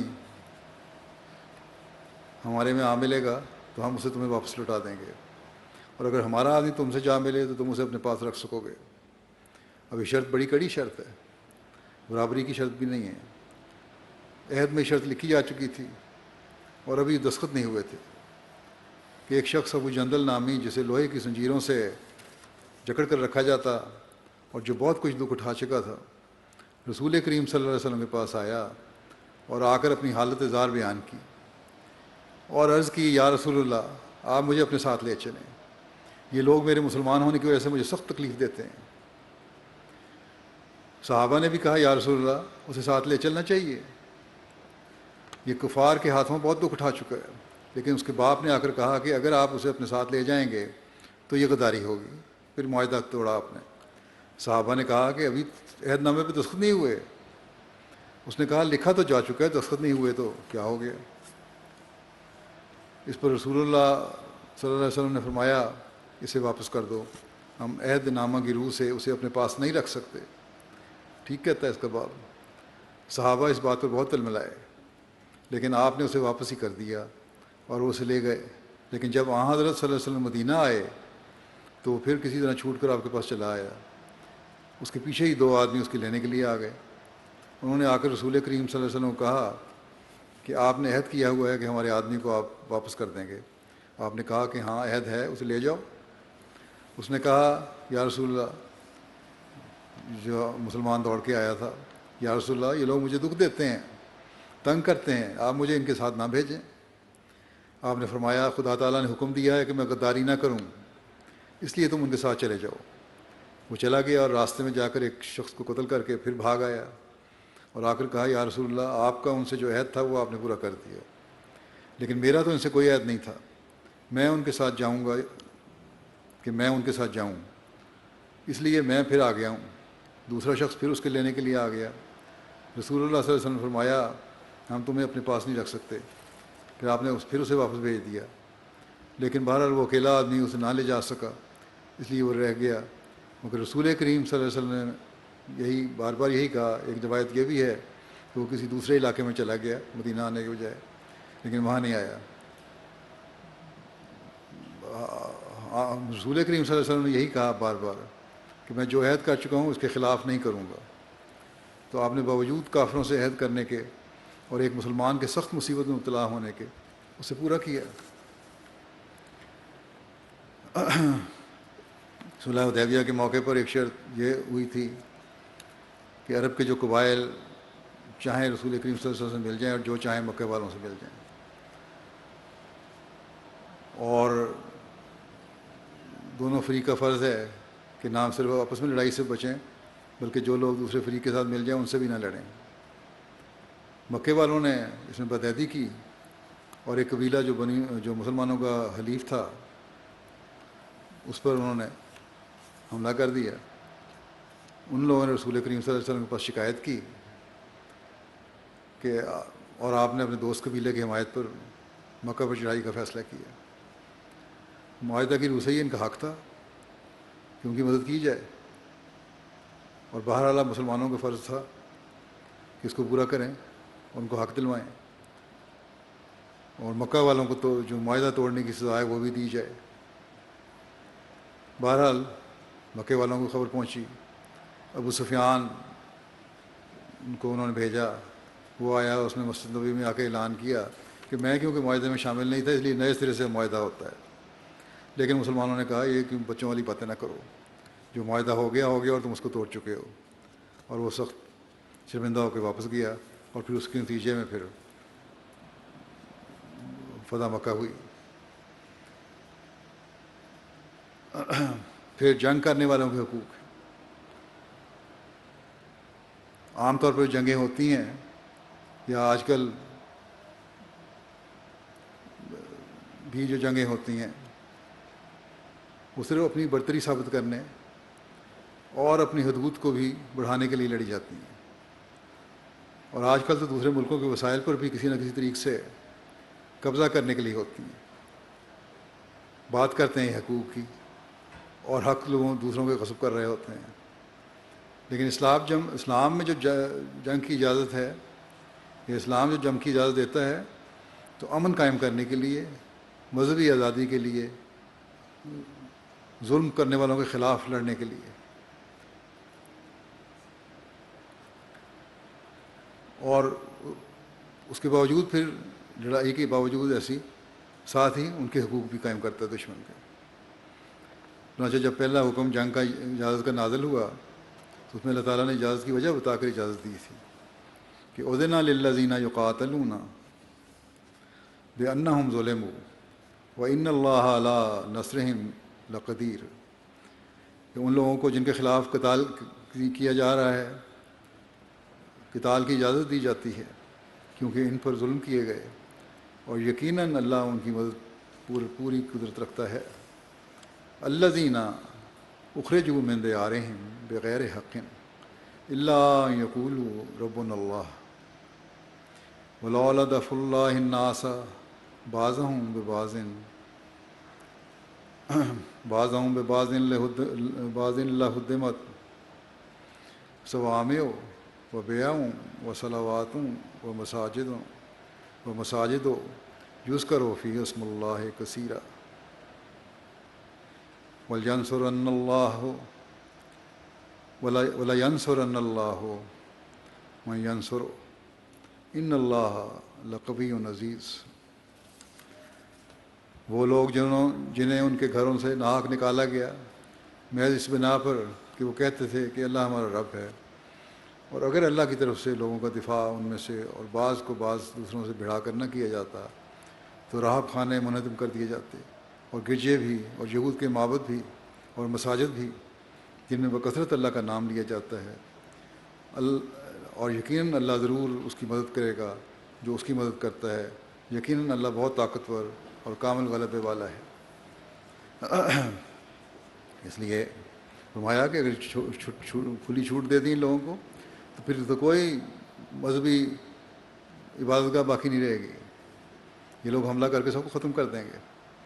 پھر انصاف قائم کرنے کے مقصد کو سامنے رکھتے ہوئے اجازت دی کہ یا ایھا الذین آمنوا کونوا قوامین للہ شہداء بالقسط ولا یجرمنکم شنآن قوم علی الا تعدلوا اعدلوا هو اقرب للتقوی واتقوا اللہ ان اللہ خبیر بما تعملون۔ اے وہ لوگو جو ایمان لائے ہو، اللہ کی خاطر مضبوطی سے نگرانی کرتے ہوئے انصاف کی تائید میں گواہ بن جاؤ، اور کسی قوم کی دشمنی تمہیں ہرگز اس بات پر آمادہ نہ کرے کہ تم انصاف نہ کرو۔ انصاف کرو، یہ تقویٰ کے سب سے زیادہ قریب ہے، اور اللہ سے ڈرو، یقیناً اللہ اس سے ہمیشہ باخبر رہتا ہے جو تم کرتے ہو۔ جنگ قائم کرنے کے لیے حق پھر آن رسول صلی اللہ علیہ وسلم نے کس طرح قائم فرمائے، اس بارے میں ایک روایت ہے۔ سلیمان بن بریدہ اپنے والد سے روایت کرتے ہیں، وہ کہتے ہیں کہ رسول اللہ صلی اللہ علیہ وسلم جب لشکر یا مہم پر کوئی امیر مقرر فرماتے تو خاص اسے اللہ کا تقوی اختیار کرنے اور اپنے ساتھی مسلمان کے ساتھ بھلائی کی تاکید فرماتے۔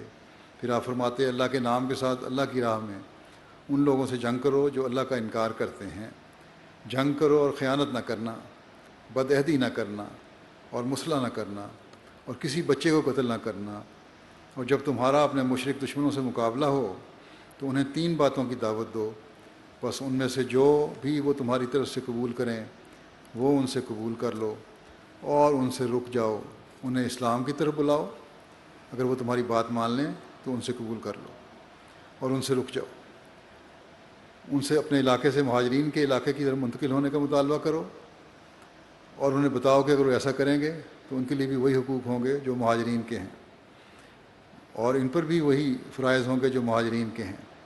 اگر وہ ان سے منتقل ہونے سے انکار کریں تو انہیں بتاؤ کہ ان کا معاملہ بدوی مسلمانوں کا سا ہوگا، ان پر بھی اللہ کا حکم ویسے ہی جاری ہوگا جیسے مومنوں پر نافذ ہے، اور انہیں غنیمت اور فیض سے کچھ نہیں ملے گا سوائے اس کے کہ وہ مسلمانوں کے ساتھ مل کر جہاد کریں۔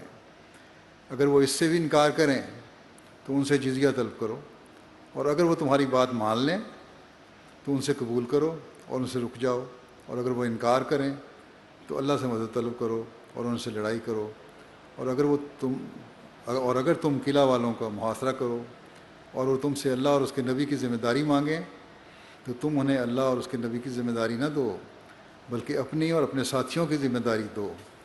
وجہ کیا ہے؟ کیونکہ اگر تم اپنے یا اپنے ساتھیوں کی ذمہ داری کو پورا نہ کر سکو تو یہ اس سے بہتر ہے کہ تم اللہ اور اس کے رسول کی ذمہ داری پوری نہ کرو، کیونکہ اگر وہ پوری نہ کر سکو گے تو بہت زیادہ گناہ گار بنو گے، اور پھر تم نے پوچھا بھی نہیں۔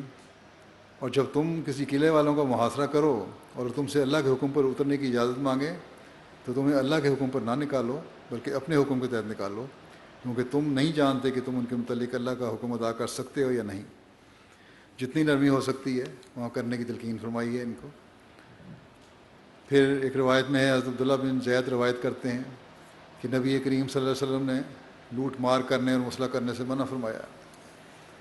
حضرت عبد الرحمن بن عائض سے مروی ہے کہ رسول اللہ صلی اللہ علیہ وسلم جب کوئی دستہ روانہ فرماتے تو یہ فرمایا کرتے تھے کہ لوگوں کے ساتھ الفت پیدا کرو، ان پر اس وقت تک حملہ نہ کرو جب تک ان کو دعوت نہ دے دو، اس لیے کہ مجھے تمام اہل زمین کا خواہ وہ گھر میں رہنے والا ہو یا خیمے میں، ان کا مسلمان ہو کر آنا اس بات کی نسبت زیادہ پسندیدہ ہے کہ تم ان کی عورتوں اور بچوں کو قیدی بنا لاؤ اور مردوں کو قتل کرو۔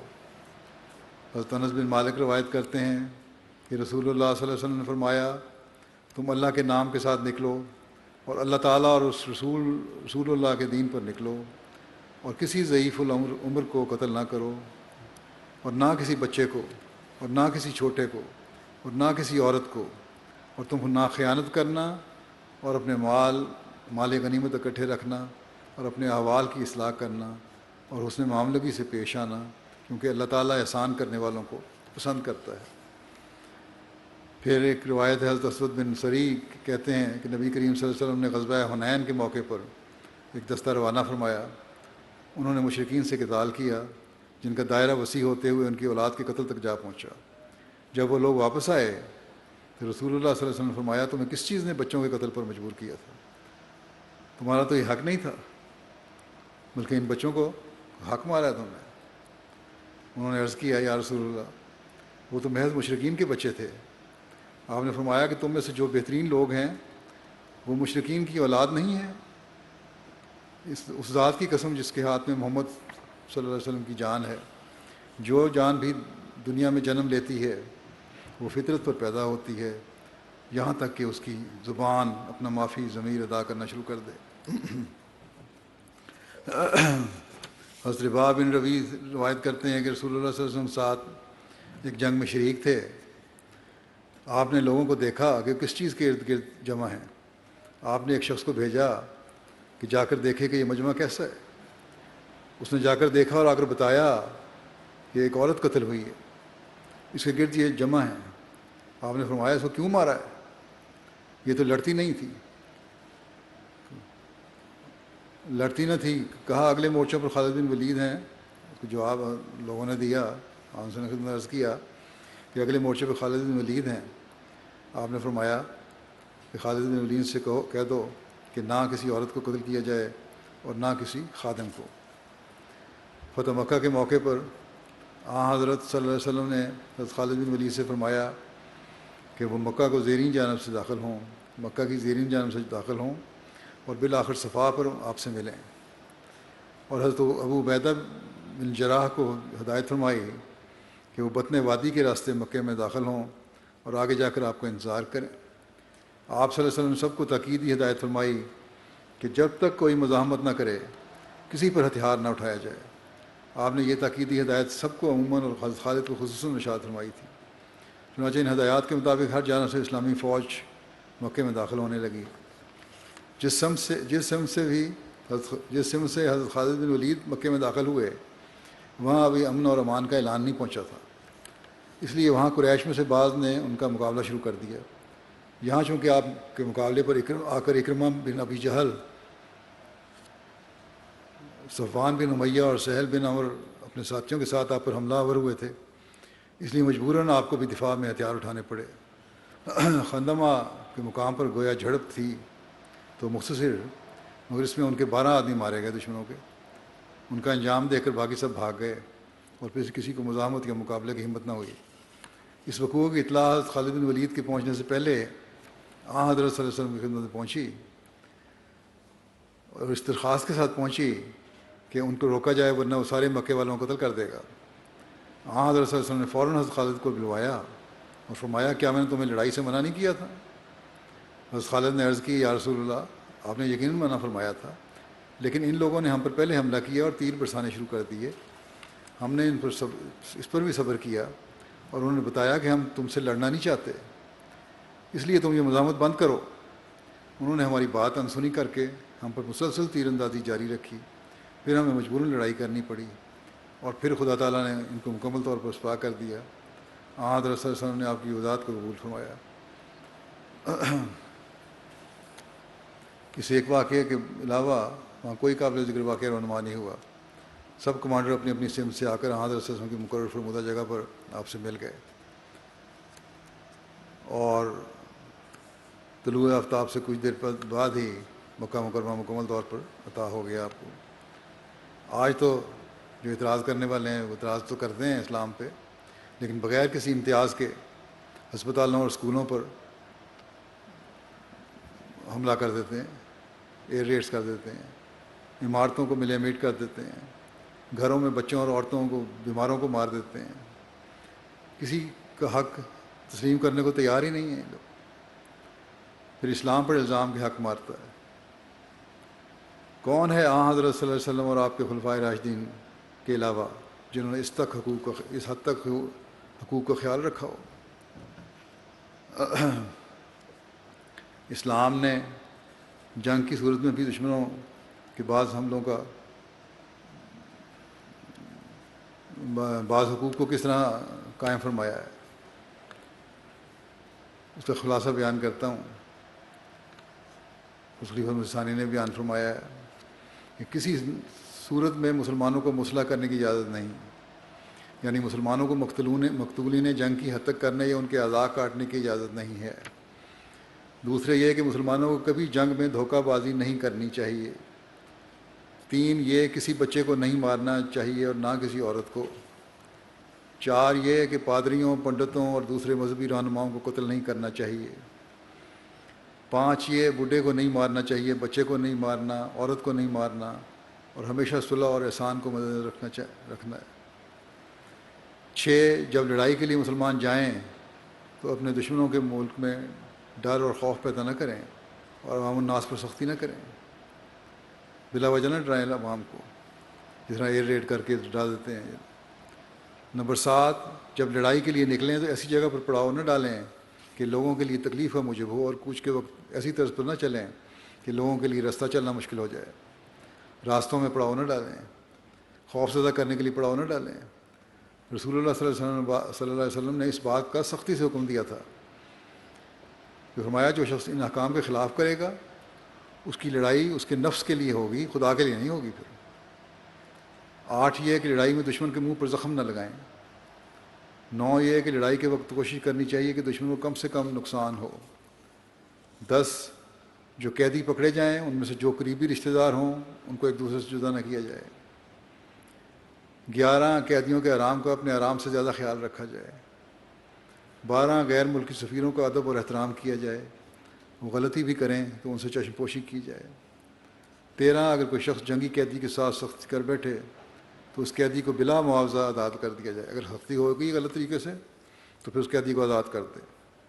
14 جس شخص کے پاس کوئی جنگی قیدی رکھا جائے وہ اسے وہی کھلائے جو خود کھائے اور اسے وہی پہنائے جو خود پہنے، اور اسی پر صحابہ نے عمل کیا۔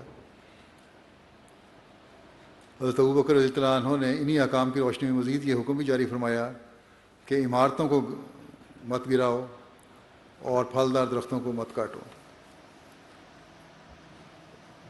عباد الرحمن کی تفسیر کرتے ہوئے ایک جگہ مسلم لکھتے ہیں کہ عباد الرحمن کی ایک علامت یہ بتائی ہے وہ کسی کو ناجائز طور پر قتل نہیں کرتے۔ یہ علامت بھی اپنی پوری شان کے ساتھ ہمیں صحابہ کے مقدس وجود میں جلوہ کر دکھائی دیتی ہے۔ وہ اس حکم پر اتنی سختی سے کرتے تھے کہ باوجود اس کے کہ وہ ایسی قوم سے برسر پیکار تھے جو بزور شمشیر ان سے اپنا مذہب بدلوانا چاہتی تھی، پھر بھی ان کی تلوار صرف ان افراد پر اٹھتی تھی جو عملاً جنگ میں شامل ہوں۔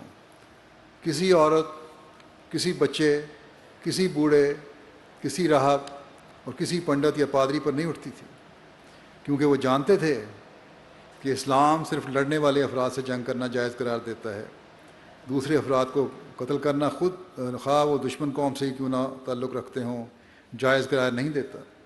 آج دنیا کی بڑی بڑی حکومتیں جو اپنے آپ کو عدل و انصاف کا علم بردار قرار دیتی ہیں اور جن کا وجود امن عالم کے قیام کی ضمانت سمجھا جاتا ہے، ان کی یہ کیفیت ہے کہ وہ دشمن اقوام کو ہمیشہ ایٹمی ہتھیاروں سے ہلاک کرنے کی دھمکی دیتی رہتی ہیں، بلکہ عملاً گزشتہ جنگ عظیم میں ہیروشیما اور ناگاساکی پر ایٹم بم گرا کر لاکھوں بے گناہ جاپانی مردوں اور عورتوں اور بچوں کو موت کے گھاٹ اتار دیا گیا۔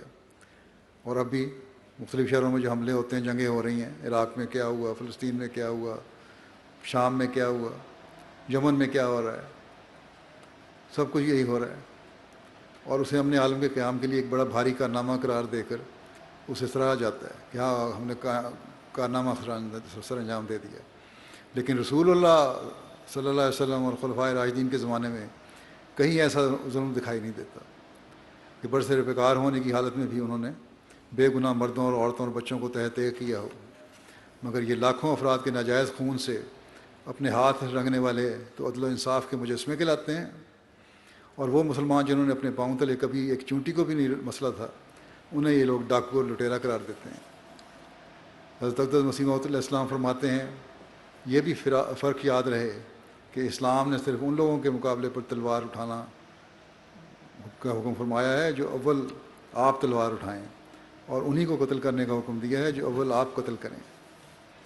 بس یہ چند حقوق میں نے مزید بیان کیے ہیں، اور یہی حقوق ہیں جن کو قائم کر کے ہم معاشرے میں اور دنیا میں امن کی فضا قائم کر سکتے ہیں، امن قائم کر سکتے ہیں، ورنہ دنیا میں امن کی کوئی ضمانت نہیں ہے۔ خاص طور پر جنگ کرنے والوں کے حقوق جو میں نے ذکر کیا ہے، اس طرح اگر حکومتیں اپنے فرائض کو نہیں سمجھیں گی اور دوسروں کے حقوق ادا نہیں کریں گی تو پھر عالمگیر جنگ کے لیے بھی تیار رہیں، جس کی تباہی پھر ہر تصور سے باہر ہے۔ اللہ تعالیٰ ان دنیا داروں اور ان دنیاوی حکومتوں کو عقل دے اور اپنی اناؤں کے بجائے انسانیت کو بچانے کی فکر کرنے والے ہوں۔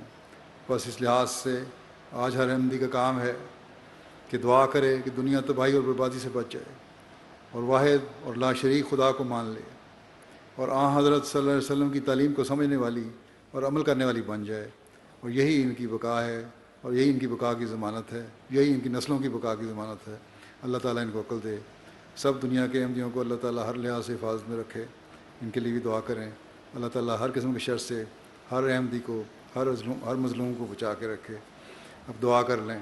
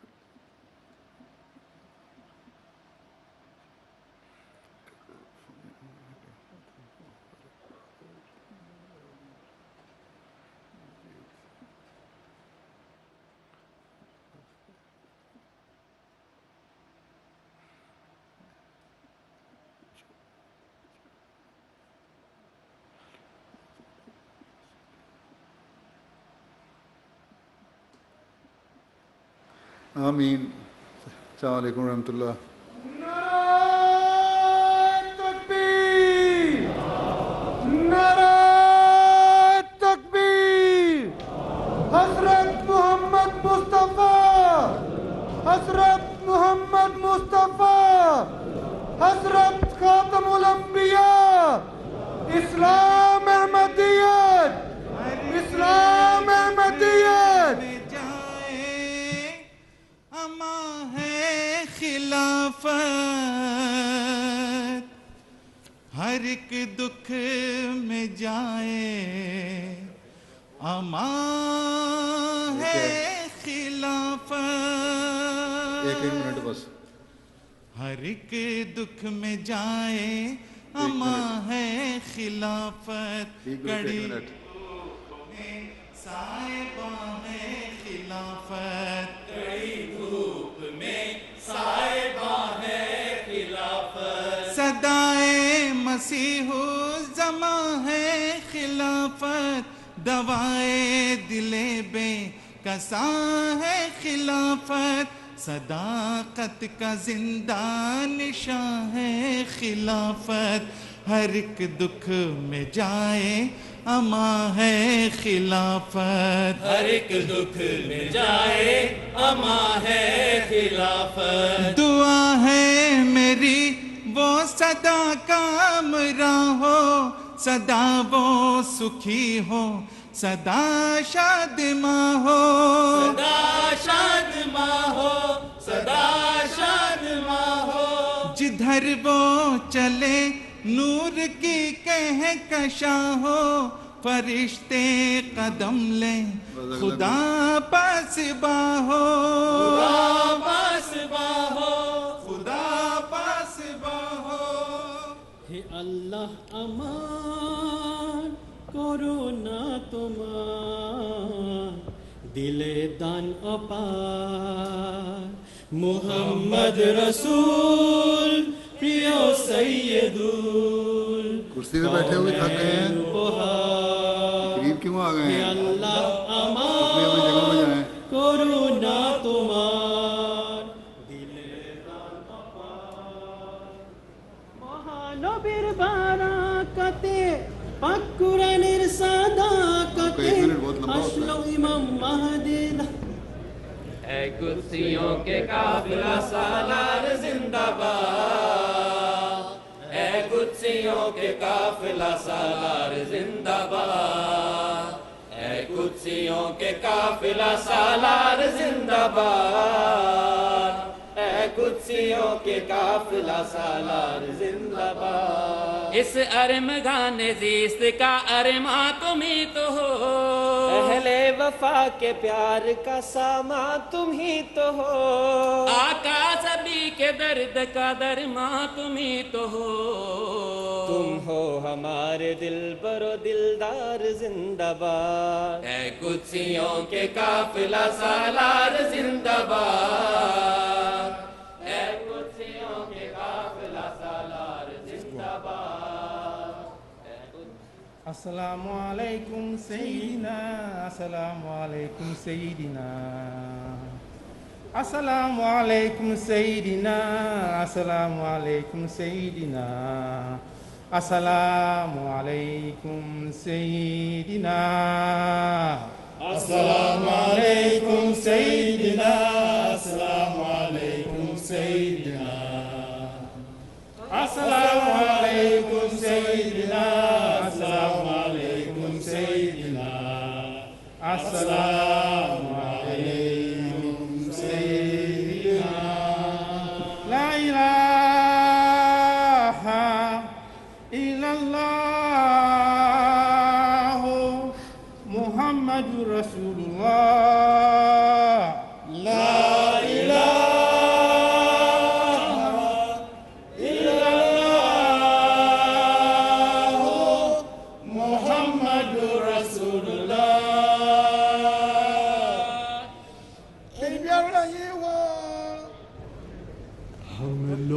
خلافت کے وفادار وفادار ایک تیرے اشارے پہ ہے جا دینے کو تیار ہم لوگ خلافت کے وفادار وفادار ایک تیرے اشارے پہ ہے جا دینے کو تیار ہم لوگ خلافت کے وفادار وفادار یوں دین کی تمکین کا سامان کیا ہے ہر خوف کے بعد اس نے ہمیں امن دیا ہے ہم صاحب ایمان ہیں ہم صاحب کردار ہم لوگ خلافت کے وفادار وفادار ہم لوگ خلافت کے وفادار وفادار ایک تیرے اشارے پہ ہے جا دینے کو تیار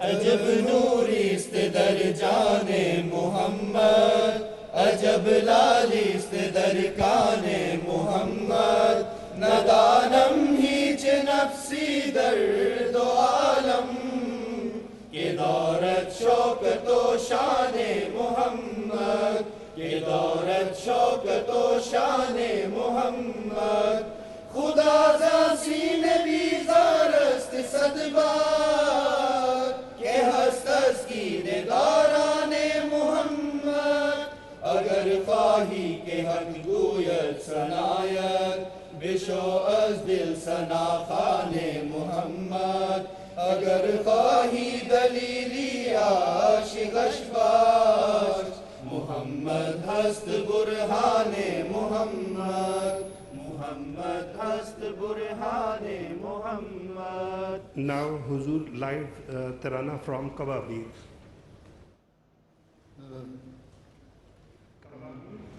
خبروا عنا العصور بعدنا كيف شددنا فتوحات الدنا، كيف كل الأرض قد دانت لنا، بهدى الإسلام لا سفك الدم. يا أمير المؤمنين يا حبيب العليم، نحن جند الله أنصار السلام، نرسل النور على كل الأكوان، ننشر الأمن والوئام بما حفظنا. يا أمين يا الملك أرسل الله. اچھا، جو حاضری ہے ان کی یہاں 3 دنوں میں مختلف وقتوں میں آئے، انہوں نے بتائی ہے کل 8,877 کی حاضری رہی، 6,709 مرد اور 2,168 عورتیں. اسی طرح مختلف جماعتوں میں جہاں یو کے میں جماعتی انتظام تھا جو ان کے پاس رپورٹ آئی ہے اس کے تحت 3,000 سے اوپر لوگ مساجد میں بھی بیٹھ کے سنتے رہے ہیں اجتماعی طور پر. اور یہ جو دنیا میں ہم دیکھ رہے ہیں یہ ایک نیا نظارہ، کوابیر سے بھی اور کینیڈا سے بھی، اب قادیان کے منارۃ النوسی نظر آ رہا تھا، مسجد اقصیٰ میں بیٹھے تھے لوگ سن رہے تھے. یہ بھی ایک عجیب نظارہ ہے. وہاں رات کے تقریباً 12 بجنے والے ہیں قادیان میں، لیکن لوگ پھر بھی بیٹھے ہیں. اسی طرح باقی ملکوں میں وقت کی راتیں دیر لیٹ نائٹ ہو چکی ہے لیکن بیٹھے جیسا سن رہے ہیں. اللہ تعالیٰ ان سب کو جزا دے اور ان کو نیکی جلسے کی جو برکات ہیں اسے وافر حصہ لینے کی توفیق عطا فرمائے. السلام علیکم ورحمۃ اللہ وبرکاتہ. تکبیر، نعرہ تکبیر. حضرت محمد مصطفیٰ، اسلام احمدیت، غلام احمد کی خلافت احمدیہ، خلافت احمدیہ. حضرت خلیفۃ المسیح الکامل، حضرت خلیفۃ المسیح الکامل.